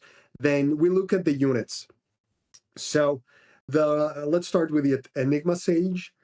This one, 2 magic, a ranged unit. We've seen that the baseline lies around, like, for that cost, you can get 4 range with 3 health. So in this one, they just switched like the stats a bit, which makes sense, especially once you look at the ability. So instead of the 4 range, you get 3 range, you get 1 more health, but you get an ability that, under certain conditions, allows you to get that extra damage, right? That you would traditionally get with, if you had like 4, you can do more damage, but this Yeah. is a guaranteed damage, but it's not always. It's not easy to do because he needs to be close to the units. And if he's close to the units, that means that he's like close to the melee units that then can kill him immediately. So there's a good balance there. Like he's not able to just get the extra if he's just on the back, where he would be able to sustain, like survive the turn. So we can see this one is perfectly balanced, and it also plays well with the theme of drawing cards, because if you're drawing like crazy, the deck is going to run out pretty fast.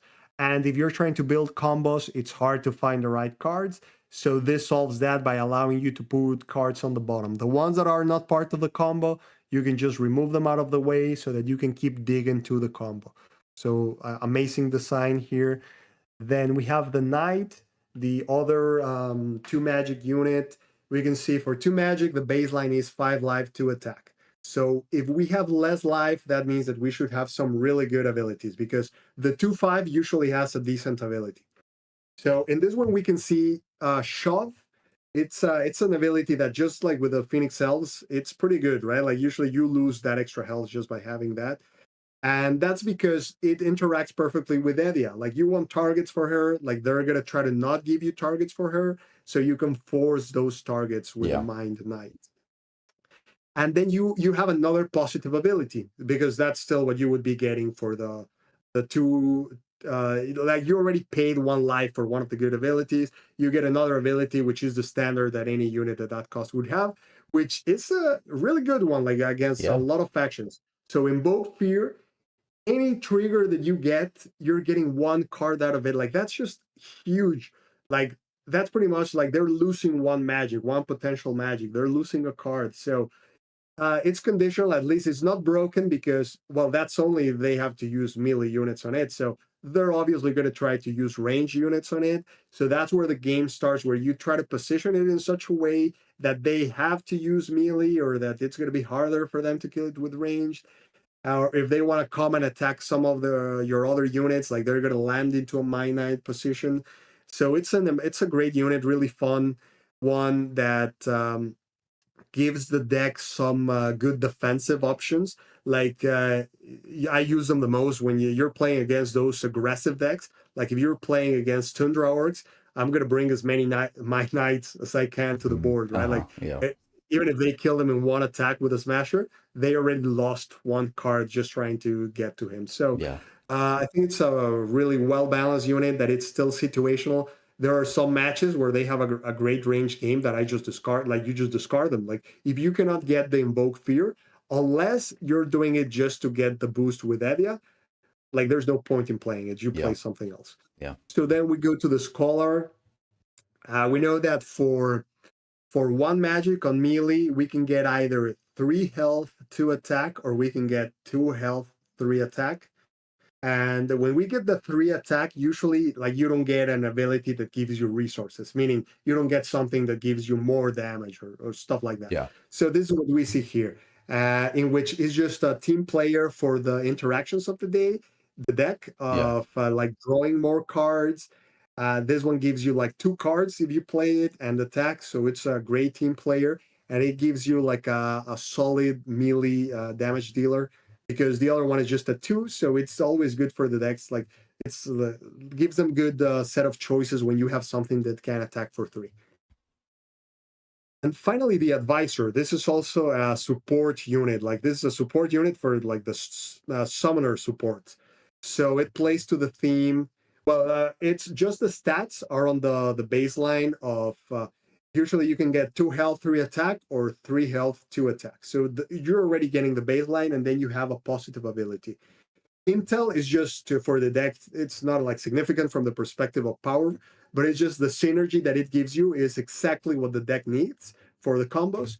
And then Warren is the one that is significant, because if you attack with him, like it's not great to be having to attack with 2 range units, but then you're getting the value out of Warren. So that means that you're either going to be able to use Edia in the turn and then hide her, or get extra range with Edia. It's another use. Like sometimes, like when she's in monster mode, the advisor is the one that allows you to reach the summoner that is hiding.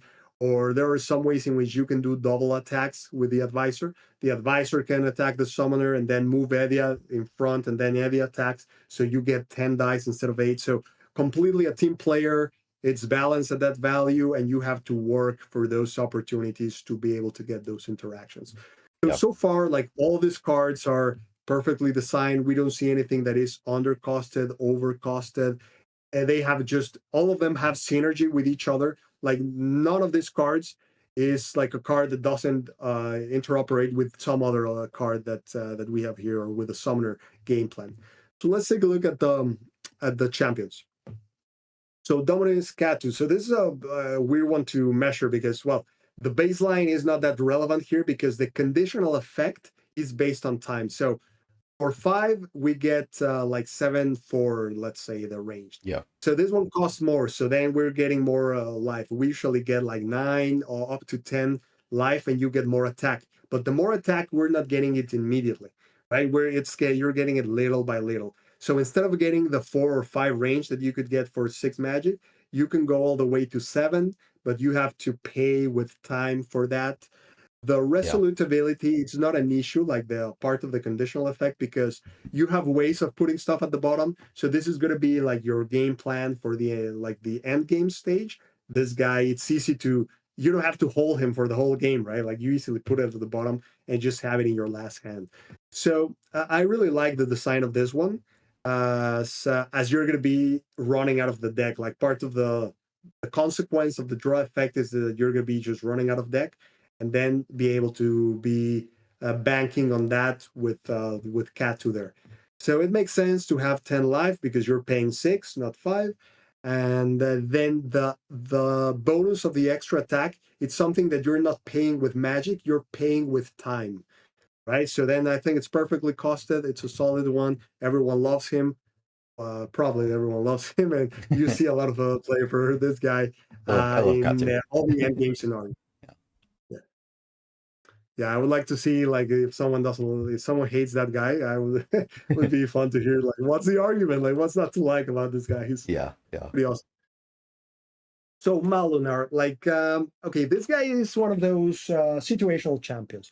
So he's costed just on the baseline perfectly, because he's like, so I keep saying for 5 you get 7 life and 3 melee, but you get a resource generating event, something that gives you value, more damage, stuff like that, most of the time, right? So this guy, like, his effect is not that easy to bank on that effect. So it makes sense for him to have 8 life. just to compensate a bit for that. Otherwise, he would just be unplayable if he had 7 life. And then you have an event that has some potential when you're being aggressive and just going into the opponent's side of the board. This guy, you want him there if you have the magic, and he can just clog a gate, and then anything they summon out of that gate is going to cost them 1 card, which is immediate value. I mean, reverse value, like they are losing the magic instead of you Yeah, gaining it, but it's just value. So he doesn't see a lot of play because he's situational, but that's okay. That's the point of a champion. That in some situations he can just come and give you a lot of value. So I really like the design of this card, especially me because too. it plays well with the knight. Like it's kind of like the champ version of what the knight is doing. Pretty Mm-hmm. cool. Yeah, yeah, I agree. I love it, it feels really good when you get it. You don't get it a lot, but yeah, I love that design. Agreed. Yeah. And finally, Domino Sovi. So he's also, let's analyze this. So he's at 4 magic.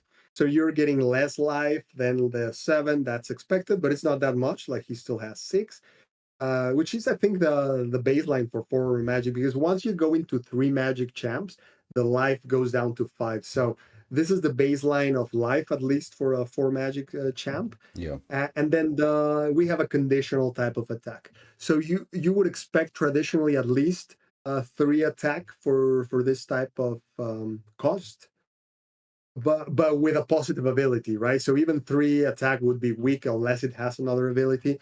So this one allows you to have even more attacks. So it's going to be at least it's going to be attacking for 3 most times. It would be weird if he's not attacking for 3.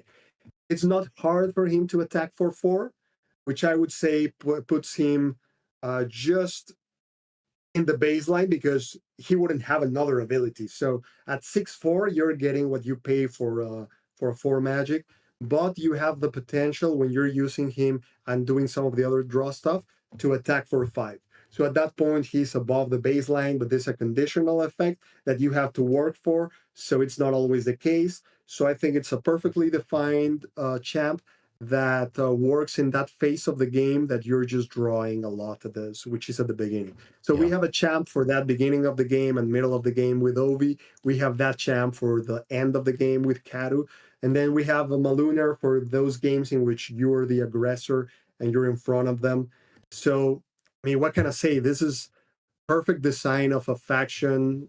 This I'm just when I see this type of factions, I just so amazed. Like of the work that the designers do and the testers do to find this perfect balance.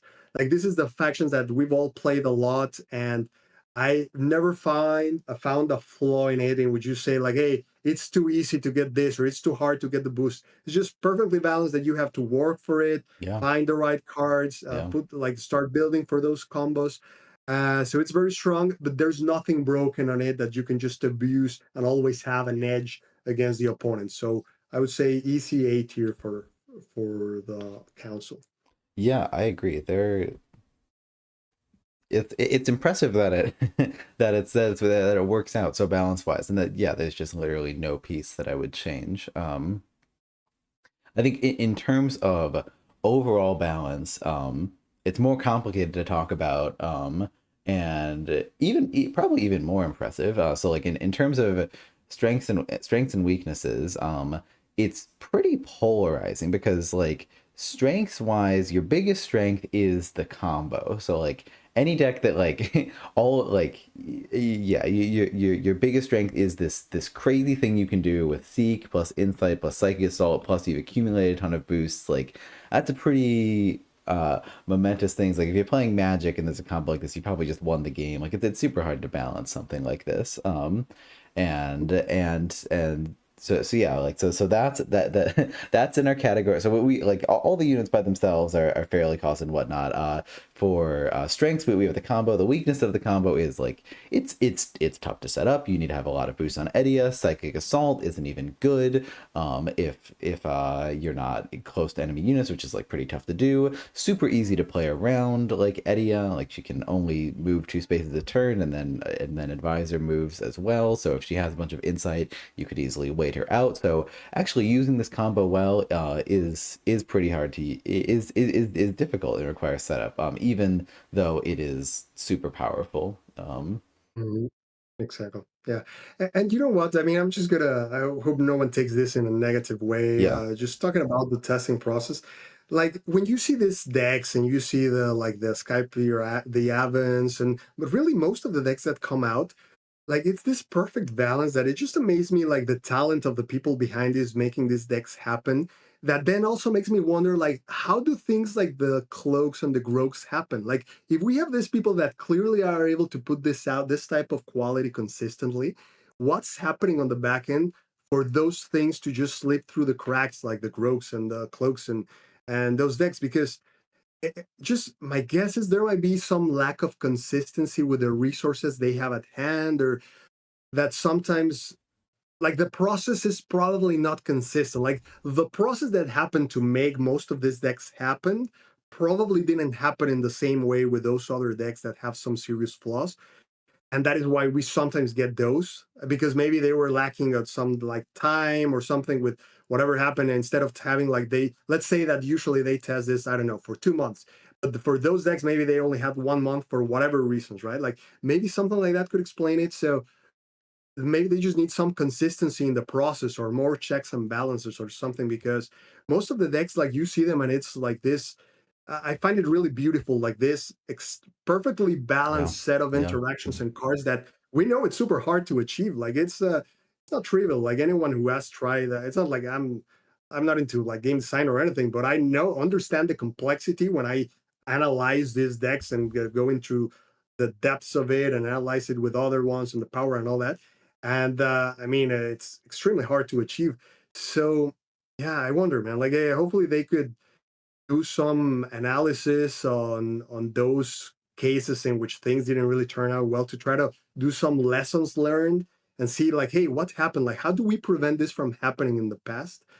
That would be amazing. But not sure even if they have that type of like those type of human resources on time to devote to that type of analysis and post-mortem, let's call it post-mortem type of thing. Like, hey, let's see what happened in the cases in which things didn't really turn out. But because I'm pretty sure, like, I mean, I would be surprised if like the lead designer would tell me like, dude, Cloaks is perfectly balanced. I don't know what you're talking about. Like, I would be shocked, right? Because if they can put together all these decks that are perfectly balanced, I'm pretty sure that they would be able to see the imbalances that we were talking about on the other ones that I think a lot of people agree with, right? It's not like we're just saying some fringe type of things for the sake of it. Like we're justifying it, why the why, and we're analyzing it, comparing it to the like just all the bunch of all the other cars that exist. So yeah, I yeah, sometimes wonder that. Like I would really be curious to like hear that out from one of the guys behind, like from, I think Nick is the kind of like the boss there, like for all the testing. yeah. It would be cool if whenever he does like a podcast or something, if anyone is listening there and they can post questions, it would be interesting to, well, for me, it would be interesting. I'm not sure if for everyone else, you guys will also find interesting to find out what happens in some of those, or if they even like, well, first, I guess maybe we need to see if they acknowledge that some of those factions maybe have some unhealthy dynamics. Yeah. Yeah, I think, and I could sort of only speculate based on things I've heard and whatnot.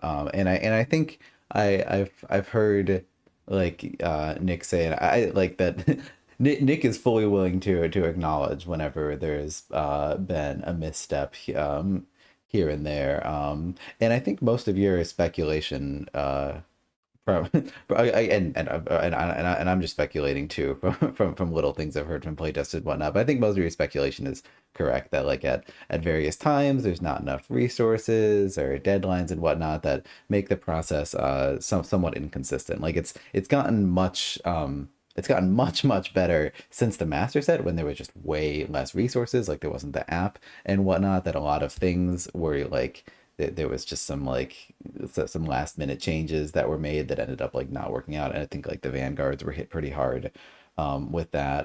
But I think stuff like that can still happen, where there's like, all right, this faction is looking pretty good, and then it's like, okay, well, like I think we can just like buff this one card or this other card too, and then it turns out that actually created a big problem, or things like that. With like a lack of testing research, a lack of playtesters during a specific period. But yeah, it would Mhm. be It'd be curious. Yeah, I'd be interested to hear Nick speak on it too, because it's tough.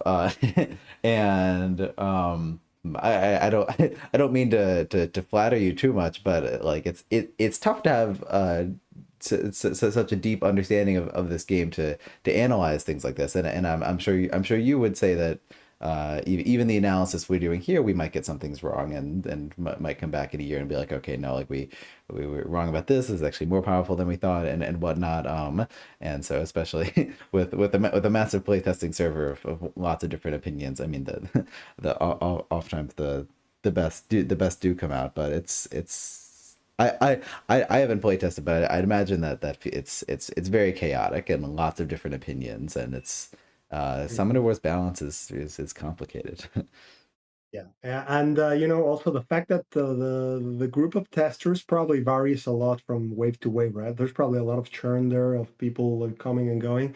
So like the people building this Avens on the council, it can be like 80% of them or 70% of them could be different from the ones building decks today. Like, so I guess you always have then that variability factor, which is significant as I do feel like the testers have a big impact on the end result too. Like they're also a big part of it. So yeah, but anyway, so going back to these factions, like I also wouldn't really blame them at all for like the first 6, 8 factions, like all those flaws that we see of the like the event one or the like one life in the champ here or there, because at that point there was really not much of a baseline. I guess I don't think the first edition probably could be said to be a reference to the way they were building here all the relationship between variables.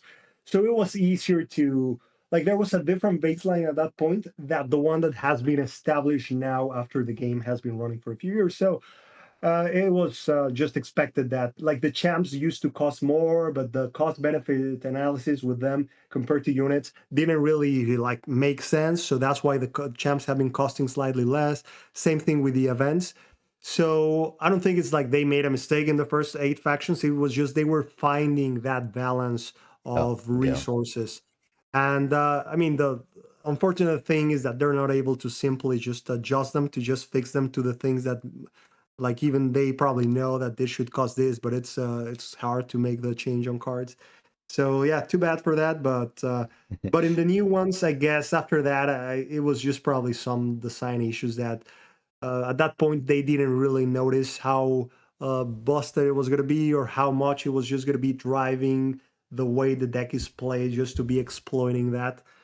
So yeah, it is. It's that. But I guess let's keep going so that we can cover. We have one more for the wave. Yep. We have one more, and the only other thing I had to say about Eternal Council is another weakness they have is just their lack of movement. I just wanted to say briefly, like there is almost no extra movement. The only thing that is extra movement whatsoever is Warn, which is very powerful. But other than that, they got 2 moves, and that is it. You can totally predict their movements. That's a big weakness for them as well. Do you Yeah, anything else to add? Strength and weaknesses? yeah, that's one of them. The other one is that they don't have the best range game from the perspective, unless like they already go Uh-huh. went into the beast mode.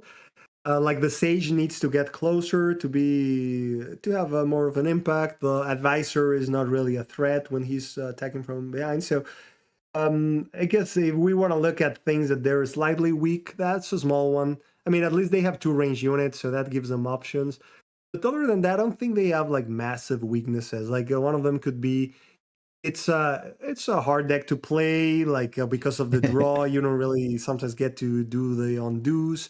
Yeah. You're trying to build a combo, so that's also like you rely a bit on that. But it's balanced. So it's some like yeah, I don't think they have any like big flaws that you say like yeah, this is a big weakness that they have that you can just exploit and you're gonna blow them apart Oh because yeah. they Yeah. do have tools for multiple scenarios. But yeah, the mobility it is indeed like limited, so at least you can have some consistency on like the expectation of what they're gonna do. Except when they go in beast mode, then it's harder because you know that those advisors are gonna like potentially like if you're just 3 spaces away thinking that you're safe, like that's likely not going to be the case. Yeah. No.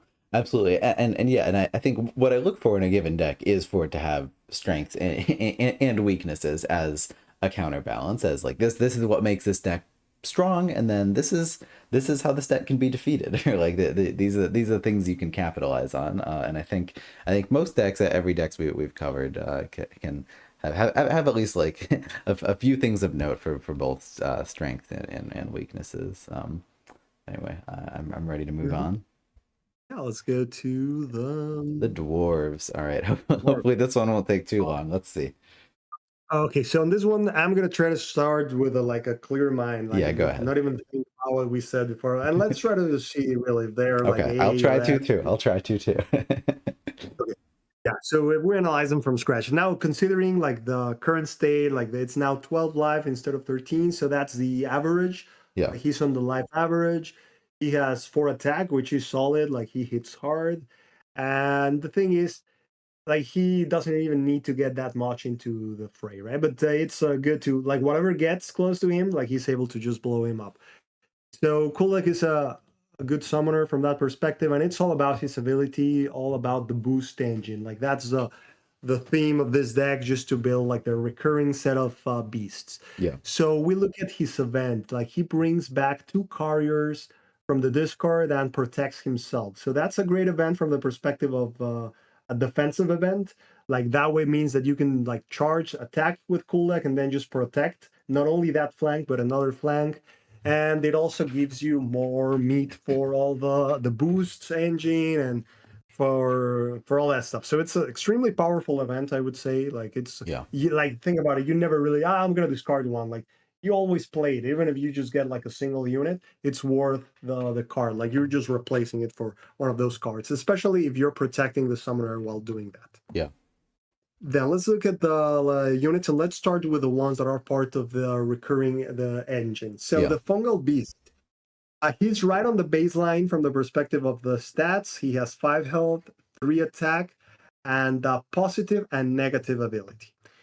So the positive ability is an extremely good one. Like we already know it from Fallen Kingdom. You get units back, and you only not get the unit, like you get a carrier back to after you kill something.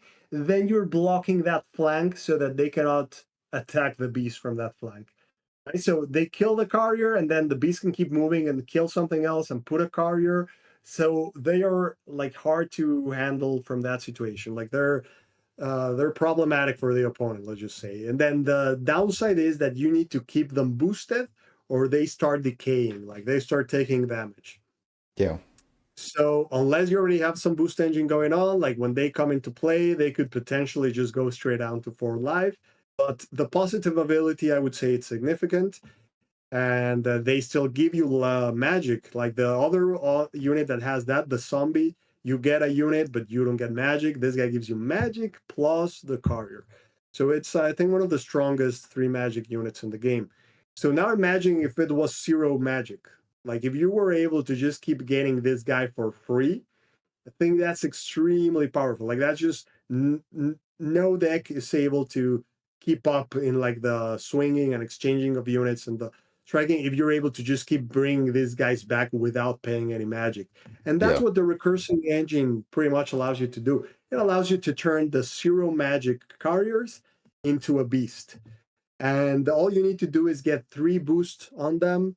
So that means that well, you need to keep all these units within the what's called the diamond of 2 spaces around Kuldak, which is not trivial, right? Like there's a point in which the beast might be in the diamond, but then you create a carrier after you kill something, and that carrier is outside of the diamond. So you have to work for those units to be within that diamond. And then because these are melee units, whenever you need to send the beast forward, it could be stepping outside of that diamond. And then if you also have to move Kuldak, like the main weakness of this faction is the movements, right? Like the mobility is the hardest part because you're always short on them. Like whatever you want to do, you'll always be struggling on the move perspective, yeah, as you're going to have some carriers around that now maybe you want them to convert into the beast and need to move them into the action, but they're being blocked by another unit or a gate. Like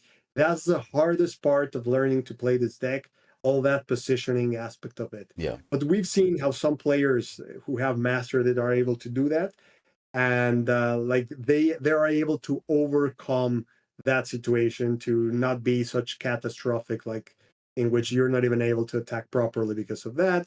But you just have to be planning ahead. So we have that. The courier by itself is exactly the baseline, is just a 2/2. And its positive ability is the fact that he's able to transform. So that one, even if you don't really transform him, like you're already getting just the baseline for a 0 cost. Yeah. And we have the shaman, which is also exactly the baseline: 2 health, 3 attack, with a positive ability that is not resource related. Most of the time, it just gives you some benefit to the theme. So this is exactly what she is. Being able to move a boost around is huge in this deck, because all you need is one shaman hanging out around the back of your cool deck and your units, and then you're just like shuffling the boost around, making sure that the beasts don't take damage, that whatever had too much boost, you save them into cool deck by moving them there, or just preparing those couriers so that at the end of turn they transform, and then they just keep adding boost to everything around. So she's just a team player that has good stats that you can always just get her to use the for ranged attacks. All you really need for the engine is one of those to be shuffling the booster around, and then the other ones you're always perfectly like happy just using her for the attack, and then just using once the boost move, and you don't really, it's not a big deal if they kill him afterwards. So then you have the mage, which is also exactly on the baseline of attack for 2 magic, so you get 3 health and 4 attack, 4 ranged attack, and then you get a slightly positive ability which works perfectly well just to make sure that you get those boosts and those conversions to the on the carriers. It even gives you the damage when you want to have it die immediately and just transform to be able to use it that turn. So just plays perfectly well there, and it's exactly at the baseline. There aren't that many ranged attack units in, like, many factions don't have that.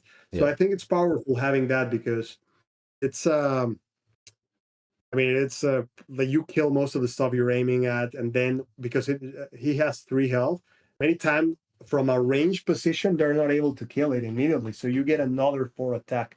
So I think it's like a very powerful card to have. So we can see all of them have above average like attack value. Like they can, which I guess makes sense because the theme of cool deck, the, let's say, the symbols, it's the earth, which has high attack values, tends to have like high life or high attack values, and like darkness, which gives you all the recurrence and the sacrifice and the damage, all that stuff. Are you So sure? all the units. Because Earth is usually like is growth, like Aberishi, like using growing in some way, usually with boost, and what water is like the high attack, high health. But Aerith, also think about like the other ones. They tend to have decent attack value. So I'm thinking of like the swamp orcs and of the savannah elves. Like they don't have below average attack. Like they Yeah, that's don't true. have like something. For Yeah, example, like the polar dwarves, like they are water, but they don't necessarily, because of the but they don't combination, have they high don't have that attack. Yeah, attack. But this one's, I guess, like probably because of the fact that they're Earth, like they have that component in which, like, we don't have any 2 range unit, right? Which is something common in decks sometimes, like when they have the support units, and we do have like the 3 and 2 attacks. So I would say they're slightly like they hit hard. They can hit hard. That's kind of like the point of these guys. All gotcha. the units by themselves, even without getting into the interactions or the engine or anything like that. Yeah, And then we look at the events. So if we see a demand, it's very extremely powerful event. Like this is one of those in which no one discards the demand. Like you always, even if you use it in a suboptimal situation, you still get value. Like you get 1 extra attack. It interoperates well with the boost economy, because if you do it within the range, everything around gets boosted, and you can get multiple attacks on the same flank by doing that. Like one of the most common ways of like getting assassinations, which I would say like this deck has assassination tools just because of those plays in which they only have a single flank open, but you can get 3 attacks out of it, because you send like a melee unit or like first 1 unit, it attacks, then you demand that unit, you attack again, and then you have like a mage behind which attacks again. So doing 3 attacks on the same flank is something that not all units can easily do, and so the dwarves have that tool, so that's one of the ways many times you just win that way. You don't even have to do the resource recurrence game, and most of your units are able to hit really decently hard. So like attacking for 6 melee by doing the demand on the beast and then a mage behind, or the double mage, which is one of the common ways in which some like you get that kill. It's a significant power that they have that not all units have. The other two events are a bit more of a like situational team player type of events, but they also give them those tools to not be super predictable. Because if they could only move two, it would be easier to avoid them. Which, like today, one of the ways to go against them really sometimes is just to avoid them because of how hard it is to like defeat the beasts in combat. As you'll have to then deal with carrier after carrier. So Steam Shrooms gives them that tool in which they can get suddenly at any point in the game. Like you don't know, you always have to be thinking about that just by the fact that they have one event that can do that. They can get that extended range on all their moves. So it's not a single move, not a single unit. Any unit can suddenly move farther away ahead. It also has the synergy with the boost economy. The fact that it deals one damage is kind of like a supposedly downside or cost can be used to your advantage by combining it with like a mage on a carrier and then this and then it transforms while moving and then you move again. So few factions can suddenly move forward like 5 spaces to reach something, right? Like that's something huge. That's Breaker's type of assassination play, in which, oh yeah, you're all the way to the back. Okay, here's 5 spaces, hit you for 3 melee. And you can finish them off that way. You have those type of tools, even though it's not a ranged assassination deck. And the finally, symbiotic healing, it's I think the most circumstantial one that can be like sometimes huge, sometimes can just be like a mild effect, sometimes you just get it for magic. It can play to that boost economy, so it's another tool to get into that boost engine, keep getting the free beasts, and they can give you the extra health when you get like 4 or 5 health out of it. It plays a big role. Like it's most of the times you just get like 2, 3 health, but the thing you're really just going for the boost. So the health is just kind of like the cherry on the cake on this one. So many times you discard one, you play the other, depending on the circumstances. It's perfectly fine to just go for it for magic because it's we could say one of the weaknesses could be that it can potentially be expensive if you're not able to get the engine rolling. But the truth is, it's not super hard. Like once you really learn to play the deck to Yeah. get the engine rolling at least a little bit. And like I think even when the opponent plays it really well and prevents you from abusing it too much, you get a few free beasts out of it, right? And sometimes you just get like a crazy amount of beasts, and it's hard to lose when you get when that happens. The main weakness really is the fact that the range can be problematic. You need those beasts to either stay close or just go and fight and just get killed fast before they just start decaying. But it's doable, and we see top players do it consistently game after game when they are playing this faction. Then the champs, if we go at the look at the champs, let's start with Thun. So this one has, okay, it costs 6. It only gives you 7 health. Traditionally, we would expect a little bit more, but it has like a conditional ranged ability that is quite strong and not, I guess, not super hard to trigger. I think it doesn't seem maybe that much play many times because of the cost, and you have many other things that you want to keep playing.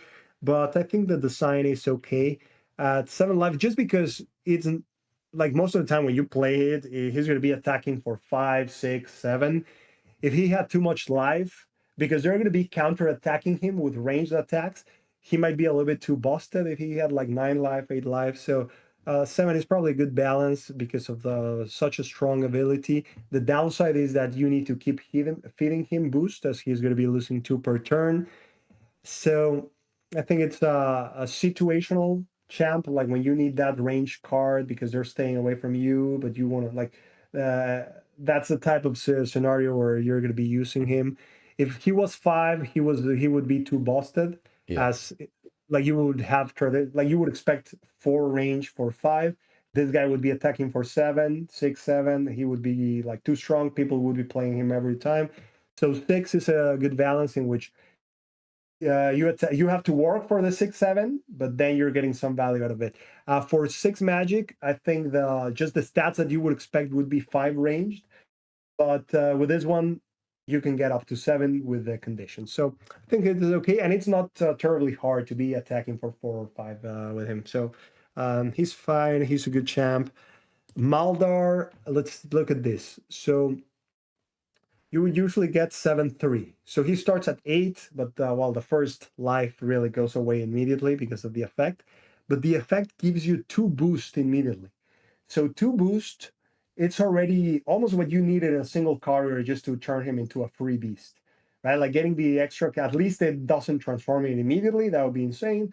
But he gets you almost there. Like almost any of your other effects are going to give you the extra one, or anything dying is already going to be there. So I think this champ is one of those that it might be too strong just because of how many boosts, like not from the stats perspective, but from the amount of boost that you're able to get out of him. Like many times he's not even a frontline unit if you can avoid him. Like he can, it's fine to just have him on the mid rows or behind, just giving you a crazy amount of boost. Because I mean, if they don't hit him, how many boosts do you get? Like you can get, is that like 14 boosts or something like that, I believe, Yeah. which all of them translate to more beasts and more beasts and more beasts, as you're going to keep converting as many carriers as you can. So this guy is, I would say, above average. I think they've probably tested him once at 7 life, if I remember correctly.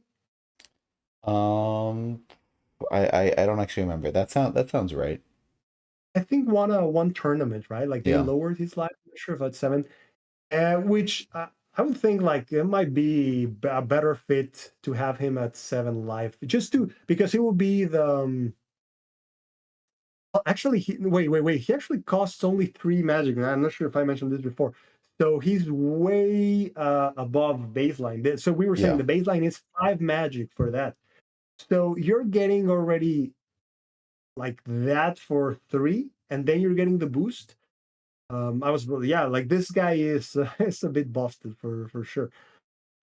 Like I don't know Yeah. how you could justify that. Like in a deck where all you really need is just the boosts to just make the engine run. This guy that's going to be able to give you 14 boost, and he's already giving you stats like above average. Like once he comes, he's already at 7 and 3, which is what you would traditionally get at 5 with an ability. So you still have the useful ability that is going to keep giving you value. So yeah, this card is too strong for sure. Yeah. Well, Based let me try to on jump the in. match. Yeah, no, go ahead.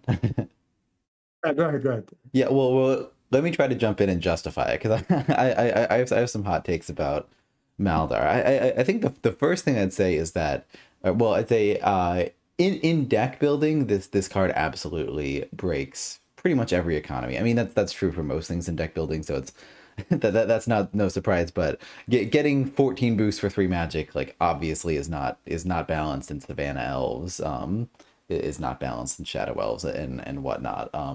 So in deck building, absolutely. In Fungal Dwarves, I find that Fungal Dwarves, the value of a boost is actually less because boosts are so easy. That is, but Fungal Dwarves have weaknesses, but their strength is just how consistent their boost economy is, how easy it is to get boosts. Like it is not uncommon by the like mid game to have 2 shamans in the back that each have like 10, 15 boosts. And it's just like that's just that's just something they do by nature. That is their strength. So Maldar giving all these extra boosts is like slightly more situational than you would think, just because boosts are already so easy, to the point that I would say that if you just play Maldar and keep him in the back and just have him feeding shamans, like that's probably not value. Like that's like that's probably not going to benefit you. That's probably going to actually, for this in this weird economy, to not have been worth it. What you really want with Maldar is to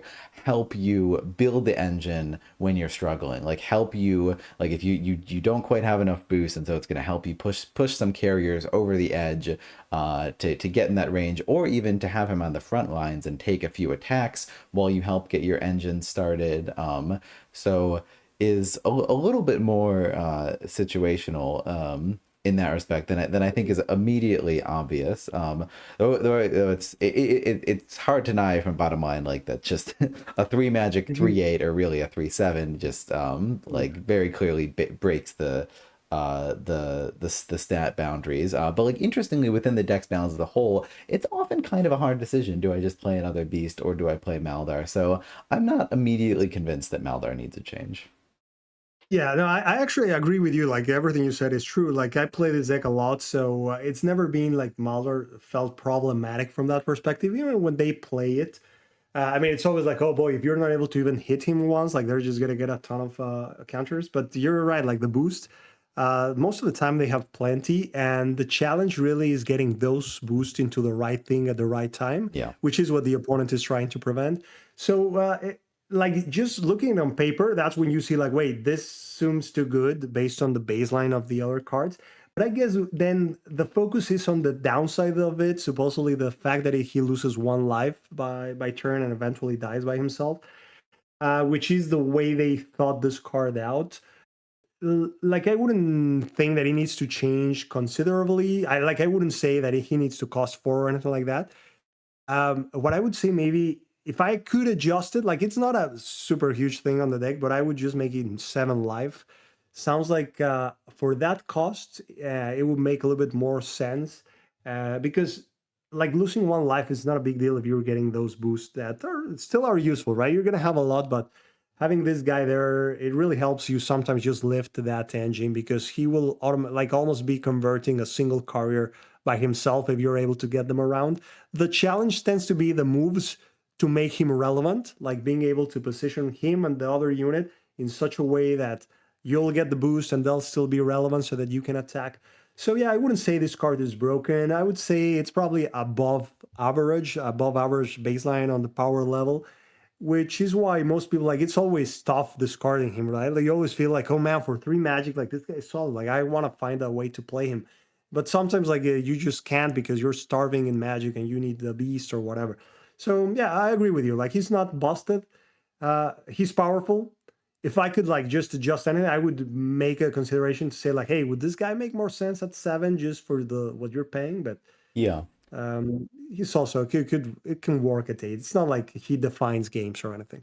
Yeah, I think yeah, I could maybe be persuaded for 7, and that like on paper that would make more sense. Though I'd still emphasize that I'm not sure, and that I don't know, even even the champ being like over the curve somehow does seems to like still fit the deck. Like I heard the other day I was like discussing like the phenomenon of like must play champs in decks and whatnot, and Kowloon brought up an interesting point that just like uh Wayfarers without Baldo is like just like the notorious must play champ is just Mm. super strong, that Yeah. but Wayfarers without Baldo like lack this critical tool to be able to put on pressure and just go so aggressively, and Mhm. in that sense like even though Baldo is overpowered, like it fits a very critical role in the deck that you wouldn't really want to change. And while Maldar doesn't like necessarily fit a critical role, I can still see an argument that it fits in the deck nicely, that you don't need to change it. But I'm also historically have like sort of undervalued Maldar. Everyone else seems to think he's better than I do. So yeah, I would probably be amenable to 3/7. I don't know, but yeah, I think Yeah. we're mostly in agreement here. Exactly. Yeah. And like I think like 3/7 would just make it a more healthy amount of like value for what you're paying for 3. But like in this case, it's not such a big difference. Like for 7 life, like I would still be playing it whenever I get a chance, right? Because you would still be getting all those boosts that you need, and this guy would get to attack 1 or 2. Yeah. So yeah, and then the monstrosity, it's an interesting champ because like for this stats, like 13 life, 5 melee, like that usually would be costing you 7. Yeah, that would be 7 magic, right? Because for 6 magic, traditionally you get around 10 life and 4 melee. And that would be like 7, the usual value just for those stats. I So in feel like it would here, be like we more. have I this. feel like it'd be more than 7 because like like it's not like a linear curve as magic increases. When you increase attack value, because like because a high attack value is so good, like the health on that unit is more expensive. So like I don't know, I have good examples, but as soon as a unit has 4 attack instead of 3 attack, like suddenly you have to be a lot more careful giving it extra health because you're just getting that much more value every turn it lives. So I feel like I could see like a true cost of like 8 or higher even. I don't know. Well, think about the other 8 units that we have. One of them is the Mountain Bargath Yeah. unit, and that one has 3, thinking that you're going to be boosting it to 4 attack, and it has the climb and trample, which gives it a, like that Yeah. high cost, like the ability to. Which other one? Do we have another one with 8 that is not the Uh Drake that needs to no, be? it's Drake and Tree. They're all trash.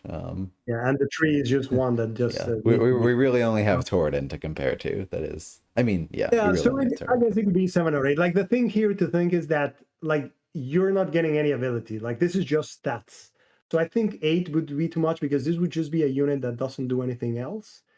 It's just like raw stats, straight up raw stats. So for one That's more magic, like it could be either way really, but without ability, if I was like just thinking about the raw cost, would probably go with 7. that's fair. The fact just having like 5 attack on a unit that like is going to stick for like 3 or 4 turns just still strikes me as very powerful. But I see that point too of just like no abilities but can often be played around very effectively, just as the monstrosity can be. Like you can play around the monstrosity pretty effectively by being like, oh, I'll just like hang back. Like you're just a bucket of stats. I can position myself accordingly to negate you. But yeah, sorry, Maybe an continue. equivalent would be the one from the Obsidian Dwarves, right? Which can hit up to 7. Like usually when it comes down, maybe the first turn hits only for 4 or 5. Oh, And then he's gonna end up having almost as much life as this guy if you get the boosts. You're paying 6 for that guy, which has the conditional effect of getting him to that point for 6. So if you're not that's fair. having a Yeah. conditional effect, I guess one, at least one more, right? Like at least 7, maybe 8. But well, the point is really like, well, you get a discount because of the Yeah. conditional. As a tangent. I was just curious. Exactly, yeah, all the tangent. But then that kind of means in the way like this is the sign is that like you're getting the discount of the 3 magic that you had to pay for the beast that you're sacrificing. Which the cool thing of this deck is that many times that beast didn't cost you anything, right? So that's why this guy is so amazing because you're Yeah, always just playing it, you're already like ahead on resources because you're going to be using a beast that is probably already damaged to an extent, and you're also paying with the fact that you had to have successfully built a boost economy to get to that point, and that's not easy. Like the opponent is going to try to prioritize us in any way they can, killing any beast that hits 5. And then the risk of this, like the cost benefit, the risk benefit analysis is that maybe like you get stuck with this card in your hand for a while.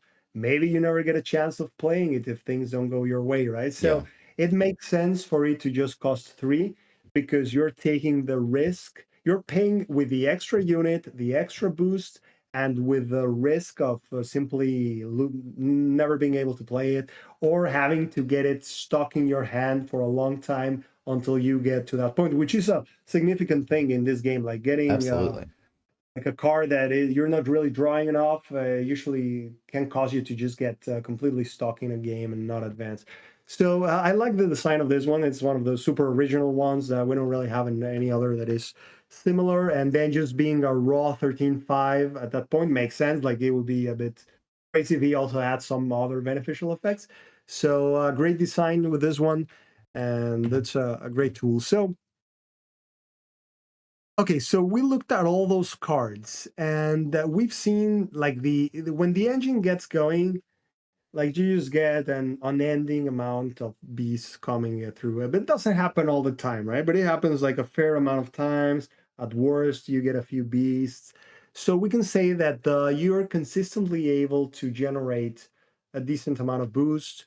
You have a summoner with decent health, a good attack. Like he can be a threat. Like it's not like you can just easily be sending stuff. Like he's gonna blow up anything that gets around.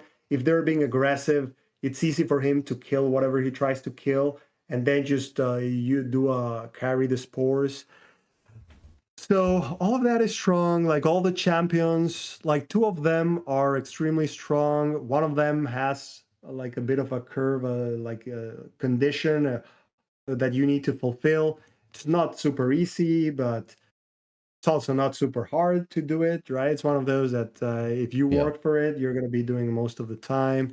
Maldar, we were talking about like he's slightly maybe above average on the power level, but not to the point that he's broken.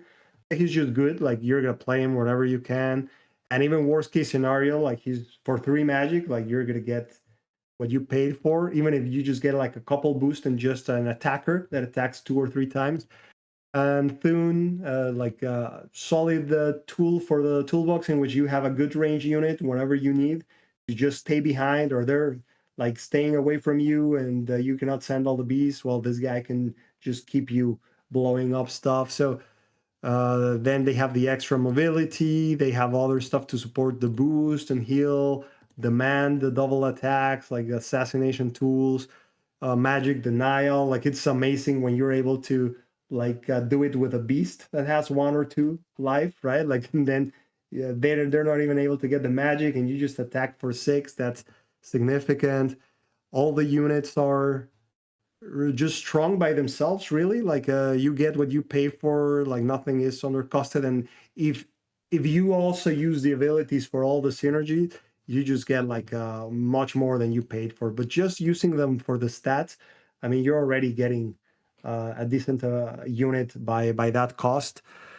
So, after like just going through all of them, I mean, this one feels to me similar to when we went through all the Shadow Elves. Like, it's just a very power, or the Savannah Elves. Like, it's just a powerful deck, just a raw power that when you use the synergies, can just have some busted interactions that no one can stop. Like, if you take the middle of the board and just set the Beast Engine, there are sometimes like the decks they cannot do anything. Like because it's not like they can avoid you at that point when you're already in their face and have some forward gates.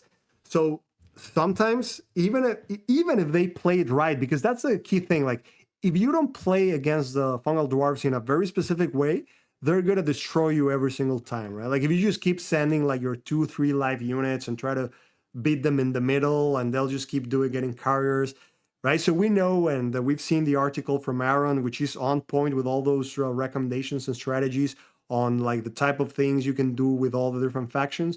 And like they just boil down many times to like don't use your smaller units, which are just going to be food for the beast. Try to play range game, try to use champions as much as possible, try to maximize the fact that they need to keep everything close, so you just try to avoid them and just run as far as you can, and make them have to have the burden at coming at you. But they have 2 good range units, so even if you stay away from them, they can be hitting you in such a way that they're going to be trading units, which is what they need. And not all decks have like also an amazing range game that is able like an amazing range game that is better or equal to what these guys have, right? Like most decks have like a 3 range unit and a 2 range unit. Yeah. So it's hard to like be able to sustain that range game if they have better range units just from the core of the stats that they have. Like they're going to be even getting the best out of it most of the time, just with those exchanges. If you try to keep it ranged, and if you have to send something melee to kill the mage, then now the beast eats that thing. So, like in most cases, I still feel like the dwarves, they're just like raw strength. Even if they're playing it right, sometimes that's not going to be enough. Like you will still lose against them if you play it right. Like these percentages that Aaron shows here, I think those are correct. For most of them, I would agree if the opponent is playing perfectly against you, right? And this is not considering to the fact that the dwarves can also adjust the way that they play. They can also play it slightly different to move these percentages back in their favor if they play in a certain way or another. So that is why, like, yeah, after going through all this stuff, I would keep them at S tier. Like, it's not that they also have this thing in which they can play aggressive, they can play the mid board, they can play defensively, right? Like, not all factions can play the 3 of them The dwarves can do that, and I've seen, like, I think we've most of us have seen them do that. The we don't see them that often play defensively, but they can do it really well. So most of the time, like against factions with low health, or most of the time, like if you're and that they don't have a big threat of assassination, you can just go forward and be aggressive and take like the your gates on their side and all that stuff. With factions in which it's a bit of a threat, or maybe they are also aggressive, so you cannot just rush forward, you can just swing in the middle of the board. With factions that have combos or assassination techniques like Shadow Elves, like which other one has that? Well, like Fallen Kingdom, that can just, if you are in the middle, they can suddenly deal like a lot of damage. You can really just go and play defensively, build a fort, start just defending against the waves, and it's hard to lose against those factions when you do that, right? Against Fallen Kingdom, if you play that way, the odds completely flip in your favor if you do that. But if you just play to their strength and go to the middle, like, yeah, I would say the percentage that Aaron has here is accurate. So that's the thing, like those percentages really vary a lot depending on how the player is playing them, like which strategy they're going to be taking for that matchup. And I always feel like these guys end up having the edge if even like if both players are a pro, like following the ideal strategy for that matchup. In most instances, I would have find that, yeah, the dwarves have the advantages. It's true that if the dwarves don't follow a good strategy and the opponent follows the ideal for that faction, they end up having 50-50 or 55 in their favor. But if you also adjust, it gets back to like 50 or back to the advantage of the dwarves. So after looking at all these cards, I see no reason to say that they are not stronger than the other ones. And it's really just because of their nature, just like with the Shadow Elves. Like, none of the cards by themselves are broken or are too powerful. Like, maybe the only one that we found that to be that was Maldor, but that's just one champ. Like, all the commons by themselves are just strong. But once you start interacting between all their abilities and doing that engine stuff and all that, they become just almost unstoppable, at least head on. Like there's no way of beating like that engine that just keeps sending you beast after beast after beast after you kill another one. So that's why I would still say that they are S tier. They do have weaknesses, of course. They have better and worse matchups. Their main weakness is the mobility, which I think that's good design. Like the fact that they have some of the best attack and defense in the game, they need to like lose something, right? So they don't have the best reach. They only have one trick that gives them more reach, and they don't have the best mobility. So that's the way it balances out. Like, so you, when you play against them, you have to play to their weaknesses, not play to their strengths. But just on raw power, I would say that they are S tier. Interesting. So yeah, you have me persuaded on a lot of counts, but not everything. So let me try to go through a few things here. Because I know also Aaron places fungal dwarves at A tier, so not quite S, and I know Prophet, another fungal dwarves player, has been saying that he recently has found them pretty inconsistent in tournaments and is playing less. So there's a lot of discussion, especially after the cool duck nerf about like is like, well, are these guys quite S or not? Yeah, so a few things that I consider. Well, so first off is you're absolutely right. Like the units themselves, the deck themselves, there's no issues, or like the it's strong. And not even this in the sense of like Eternal Council, where like there's like just this like very obvious weakness of like a lack of movement, or something like that, or like lots of factions that are like just one dimensional, like cave goblins that really only have like one strategy. The fungal dwarves, you have like they have the token tool for everything. Like they need to focus on their engine, but they have these mages. Like they just have one of the best ranged units in the game, in order to compete. They have, if the opponent gets too in your face, has too much hubris, you just demand them to death. Like and I don't think like Fungal Dwarves are by no means an assassination faction. It's pretty easy to play around, just not getting demanded to death. But yeah, you slip up. I mean, demand is just a very powerful card just for general econ as well. And then the token. So yeah, sorry, this is long winded. But then the token, the movement tech is as well for Stim Shroom. So like the deck itself is well rounded in like we have the range. We have the extra move if we want it. We have the extra attacks to threaten that. So we can put that all that all under strength. That there's no um glaring weakness there. I think what I would the yeah. So where I would start to disagree is to say that there is maybe a greater weakness to the engine than you were saying. So this cool doc fungal beast fungal carrier engine is incredibly strong to just get near infinite value from turning carriers into beasts. But this engine has downsides. The biggest one being everything needs to be within the diamond of Kulak, within range 2. So the first obvious problem with that is, okay, well, these are also melee units. So an important part of the Cooldock engine is also infecting enemy units.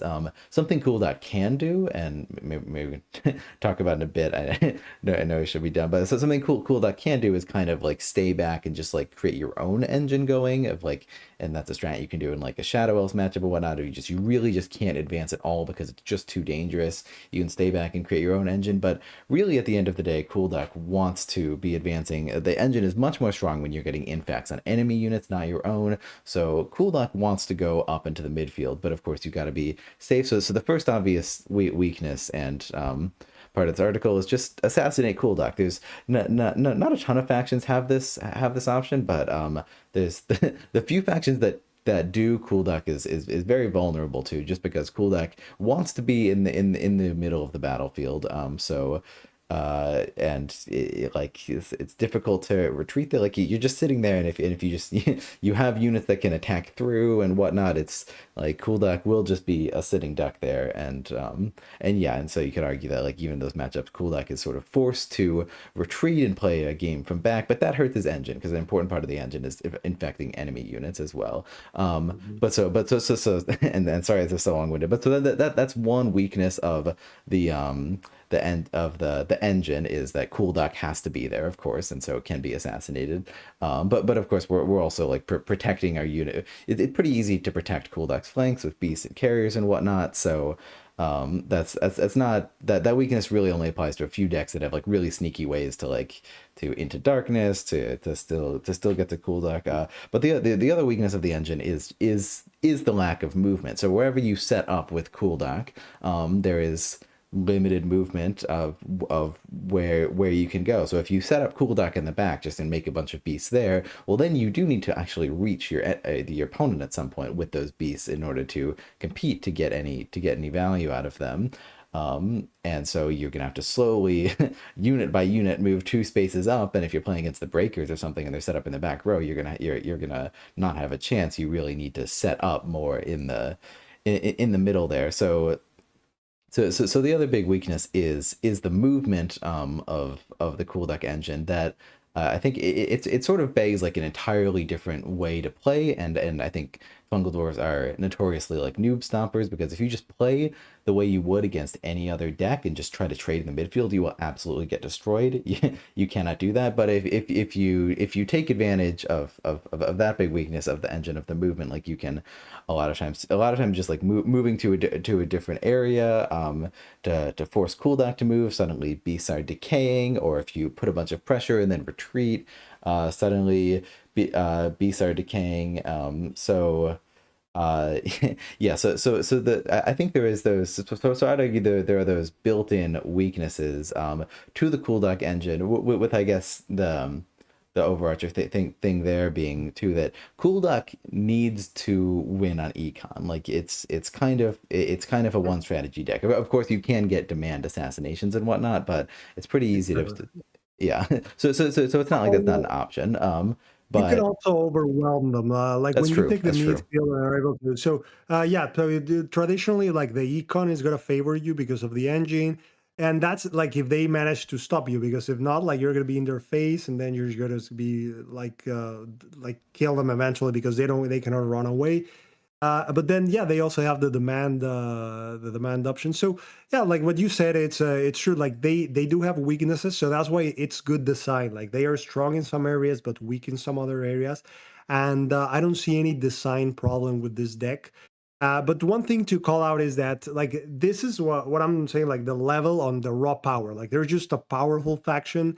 Based on the theme that they're doing, right? So this is not an assassination theme like the Cloaks or the Shadow Elves, but this is more of a recursion theme, and they are one of the best ones at that. Like a few other decks probably can have that type of recursion engine, and Yeah. that's why they're so powerful. Because being able to keep bringing back 5/3 infects is just something that's gonna be like more like very strong. But if we consider, like, if we want to do the consider on a tier list for just competitive metagame play, like if you're basing, like looking at the list, thinking what you're going to pick for the long tournament, then yeah, like I would understand why you would say that the Fungal Dwarfs are A tier in that case, because they don't have a good match against Cloaks because of their assassination and movement components. They don't have a great match against Shadow Elves because of all the assassination stuff, which is another S tier. They don't have a great matchup against the Grokes, which is one of the new S tiers. They also don't have like a great matchup there, right? So that's another bad one. Against the Savannah Elves, it's I think it's an even matchup. Like the Savannah Elves, it depends. Like it can develop in any way, so it's a close one. I wouldn't say any of them have a specific advantage, but they also don't have like a good matchup against the Swamp Orcs. I believe, yeah, that one is it's pretty tough. I encountered it twice in the last tournament, Yeah. and you really to win that one, you need to just get lucky with your beast and like connect like 80% of your beast to win that one. Like otherwise, it's hard to win. So against many of the new factions, like they don't have like the best matchups. So I would understand why some people would say for competitive tournament play they are not as tier. Like when you play them, you won't be dominating. Once you're facing other players that are using those S tiers, you're going to be at a disadvantage. Like yeah, I would say that that's true. But just on a raw power, like just the power level, I would say they are S tier. Like yeah, pretty much Yeah. because of that. Because it's just a powerful deck, and it just happens that because of their slowness and the fact that of call deck has to be in the middle of the action, they have that weakness against assassination type of decks. Yeah. I got you. I think there we're we're close to agreement. Let me try one more line of inquiry. That is, I feel like good players that are very experienced in playing against the fungal dwarves and know what to do. I feel like almost every faction can beat Cooldock at Econ. That even though Econ is Cooldock's specialty, um, like it's sort of a specialty. Like I would more even refer to as like this the specific way that we're getting econ is through this engine, through this diamond within Cooldock, this can be taken advantage of with limited movement and whatnot, and with just limiting infects and whatnot. I feel like almost every faction can compete with Cooldock at econ, and I also like and playing against Cooldock, I think I'd be comfortable taking pretty much every faction and saying like I have like it's not that I don't have the tools to win econ here. I absolutely can.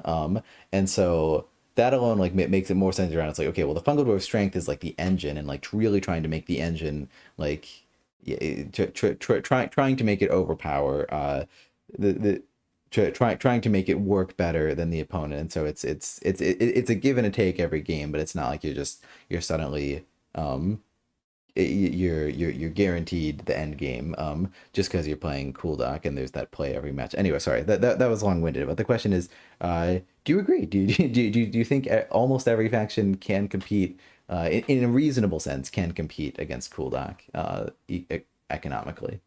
Not economically, because if you think about the matchups that struggle because they don't have like direct assassination or like the tools to remove blockers or attack through. They in those games really you rely on just trying to assassinate Koldak. Like that's kind of like the way the what you have to go for because if you just have to trade, like you will always be losing that trade. For example, the Wayfarers. That's one example of that. Like you really just want to kill him fast because if you have to be Yeah. trading your melee units against your melee units, like it's very like you're gonna be always losing that battle as they'll just keep getting beast after beast while you have to pay 2 magic for each of your heavy hitters. Same thing with the cage goblins. Yep. I Uh, I agree with those two. I think that those two do not cannot win econ. Those are, but Same I thing think with the that the breakers. The okay. breakers, like you need to assassinate Kolak and then finish him off by turning his units against him or something like that What? because Yeah. What about playing breakers at a range? Like I feel like I can have success at that. Like if Kuldak establishes himself very early on, like in my back row or has a gate on my side, like that can be really tough. But if you're yeah. able to keep Kuldak at a range as breakers, I feel like But the you can be thing is, favored. that almost never happens because they start already almost in your side. Like, especially if they go first, they are already in your side of the board. So the range won't really have the same impact. So if you go first, maybe you have a chance of slowing them down, but it's a bit, I mean, it's always tough. So that's why I Yeah. think like that one is, it's super tough because Okay. that's why we Um, put the breakers in B, right? Because they rely on the exploiting the range. But many of their wars matchups, like the aggro decks, already start like pretty close to the middle of the board.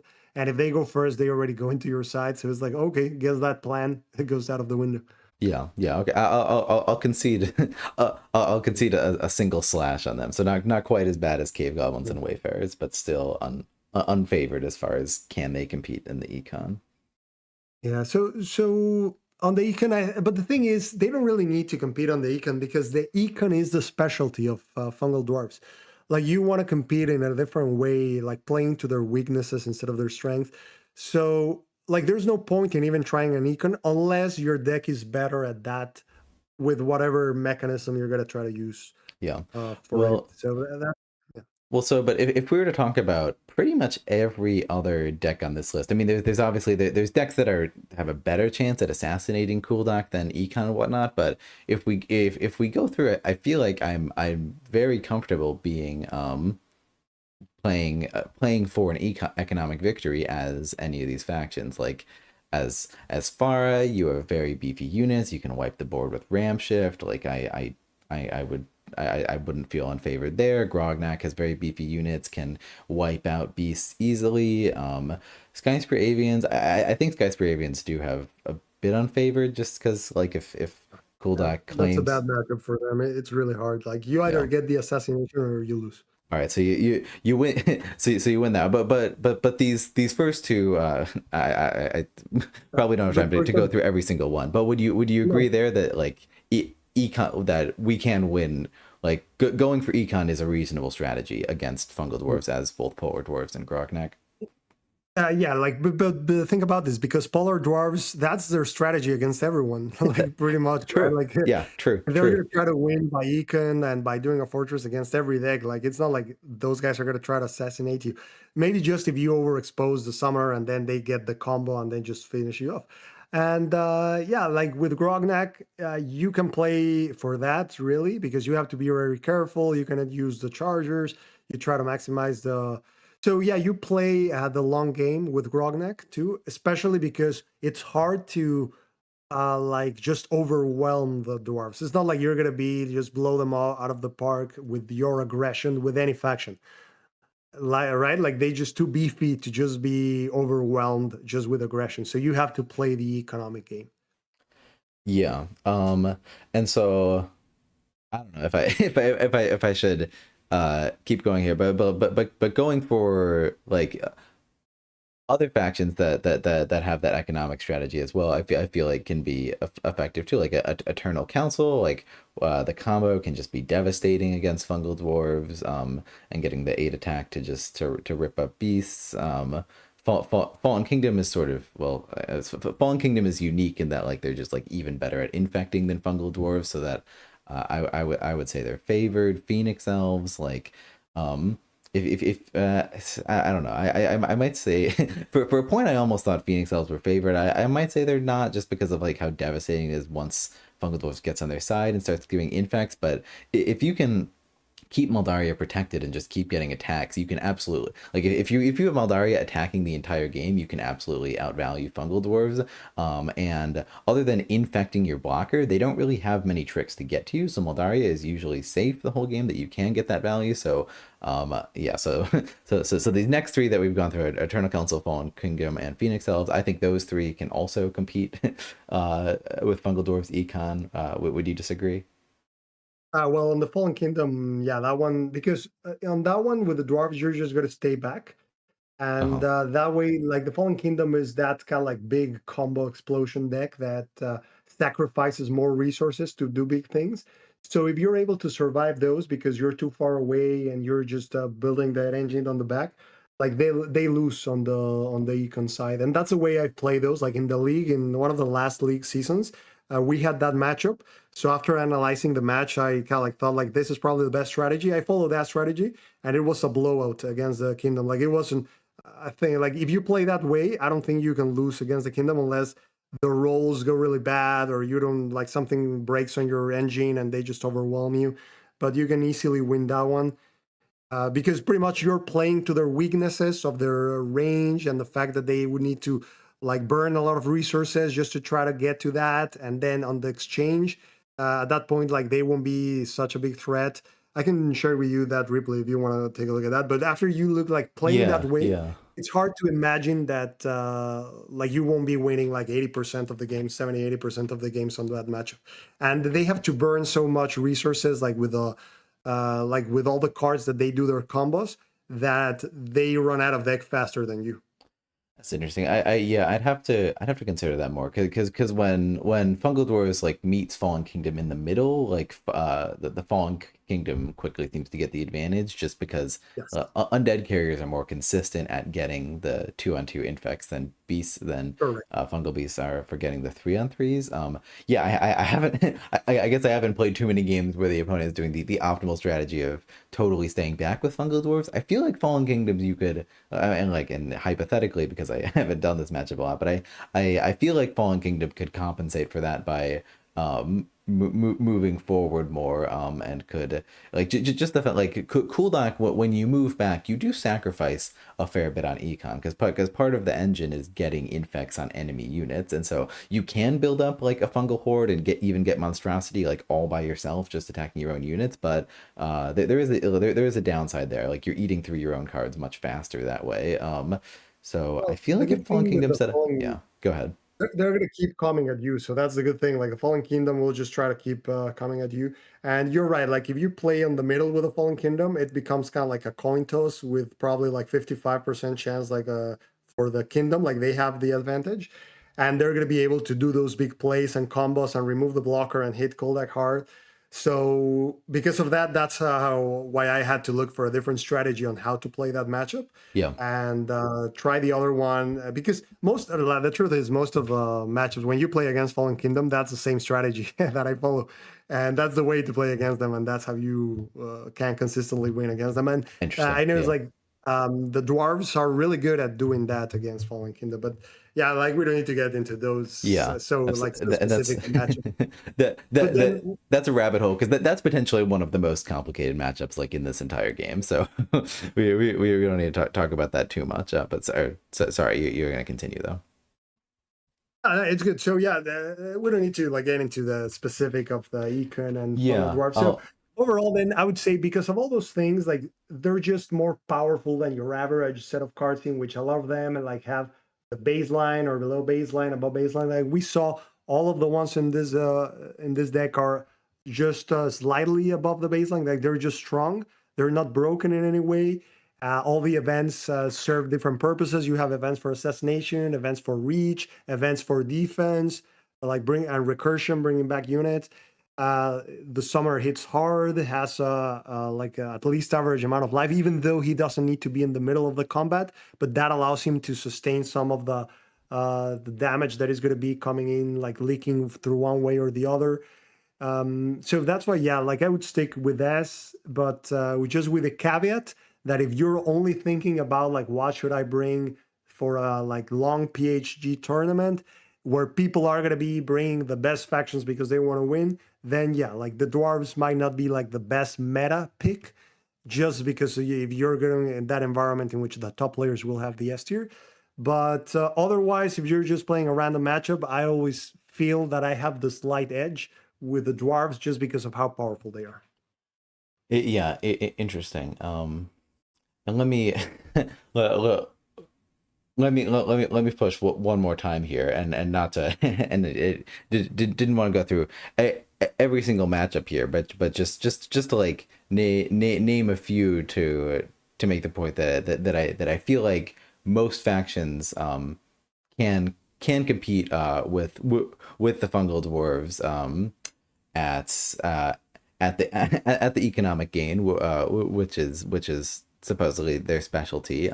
There's a few factions that just like don't have any tools whatsoever. Where I've done like an X or a full slash, but that's about equal to the ones that just like have tons that have a very favored matchup against the fungal dwarves. Oh, why did I put a check there? So the Phoenix Elves, you asked me about the Phoenix Elves. So that one I Yeah, have actually encountered multiple times, and they do have a good chance of winning the economic game because you're going to be you can play the range and you have this thing in which you can send like a big melee unit to hit, but then just bring it back and getting out of the range of the beast.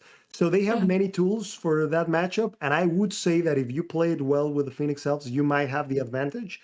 yeah, And I mean, you always are at risk of like you don't have a lot of life, and they are going to be eating your blockers, and then they can be choking you on the board really fast if they go first, and sometimes you don't even have space to hide. You always end up going to the left side and try to survive. So I've won many like that, yeah. but like with the Phoenix Elves, and I feel like I do have the tools because you burn the carriers and you do this and that. But it's not an easy matchup, and even if you play it well, at most I would say that I have like a 55% chance on my favor with the elves, but they can win the economic matchup. Yeah. So yeah, so absolutely. So the opponent needs to know very well how to play against fungal dwarves, and they need to have a very good game to do that. But at the end of the day, like assuming those conditions, because it's a very like high complexity deck, I think most factions or like enough factions to make sense have the tools to compete with fungal dwarves and even compete with fungal dwarves at the end game, which or at the economic game. And so that just thinking about that, like, well, for most of these factions I feel like it can go either way, and they both have tools. And like S tier factions, I'm usually thinking about just like, oh, there's just like there's a lot of factions where it just like against so many matchups you feel like it's at least slightly an uphill battle, and there's tons of there's at least a few matchups that you just don't feel like you don't have the tools at all. Because of that, like if you really are on your game and know how to play against fungal dwarves, I feel like they don't quite satisfy that requirement that there is like fairly effective counterplay to make it a fair game that could go either way for most factions. That's sort of how I feel. How yeah. How would you respond to that thought? Yeah, I would say that that could apply to most of them, right? Like To it's most of the S just tiers, boils yeah, down to playing to their weaknesses instead of to their strengths, and that's gonna try to bring the odds closer, like in your yeah, favor. yeah, But the thing is, like they can also do the same, or sometimes, like the truth is, sometimes when those beasts just keep connecting into those infects, even if you're playing it perfectly, like you just lose. Like there's sometimes there's no way to stop them because they're such a strong faction that if they get like above average rolls or even the average rolls, or sometimes it's just the key if they get the infect or not, because many factions that only rely on the attacks to kill stuff, they can just get overwhelmed if you have to be spending one of your attacks to try to kill that carrier that just keeps popping and out of the units they kill. So that's the thing. Like, Yeah, yeah, you need to do everything right against them just to bring the odds to feel like they're slightly in your favor or that you have a chance. But if they also play it perfectly, like whatever you do, sometimes you don't stand a chance. That's the thing with them that I've noticed. Like yeah, with many other units and many other factions in which that's not the case. Like it just feels like it's even, and it depends on whatever is each side is doing and who gets better rolls. yeah, With the dwarves, I feel like they always have a slight edge just because of that raw power, which is a similar effect from the shadow elves. Like think about it, like you always feel like they have a slight edge just because all their cards are so good, right? yeah, That and your cards are like struggling a little bit compared to that, or not giving you so much value out of each turn. yeah. Um, yeah, yeah. So that's a fair point. What'll sort of define the S tier is just like that level of perfect play that you really have to reach to even to even make it um seem like a fair fight. I think we've managed to, I think, talk for like about 50 minutes about fungal dwarves alone. But I'm glad we've given it that time because like but fungal dwarves are like maybe the hardest faction to talk about in terms of power level, just because like there's just so much going on, and like the different levels required to like to assess like, well, how powerful is this, because it's of course the faction that like you first start out with and you're just like, this faction is unbeatable. How do you how do you Mhm. possibly go against this econ game? It's like, okay, there is a way, but it's like this very complicated counterplay. It's just it's a very complicated faction. I, Exactly. I love them a lot, but but thanks for thanks for for giving your time to Yeah, absolutely. And discuss this in I more mean, the depth. caveat is that we're assuming with all this that like when someone is playing them, that they're playing them perfectly and you've mastered all those interactions. Otherwise, like they're not even close to that strong. But Yeah, yeah, once of you course. master them, which is definitely one of the hardest ones to really That's learn to true as play well. to its Yeah. maximum potential. Yeah. Yeah. So, but once you do, like even if they get worse rolls, even if you play it perfectly, like sometimes you even lose, and that's just it. So, yeah, Yeah, yeah, and that's fair, and you've also qualified, and I'll just say again that again in competitive play, the few S tier decks do happen to have pretty good matchups against Fungal Dwarves, so don't recommend taking them to these big plat hat tourneys. But I think that about that about sums it up for our Fungal Dwarves discussion. I think I'm satisfied that we've covered all the ground that we need to. Anything else you wanted to chat about?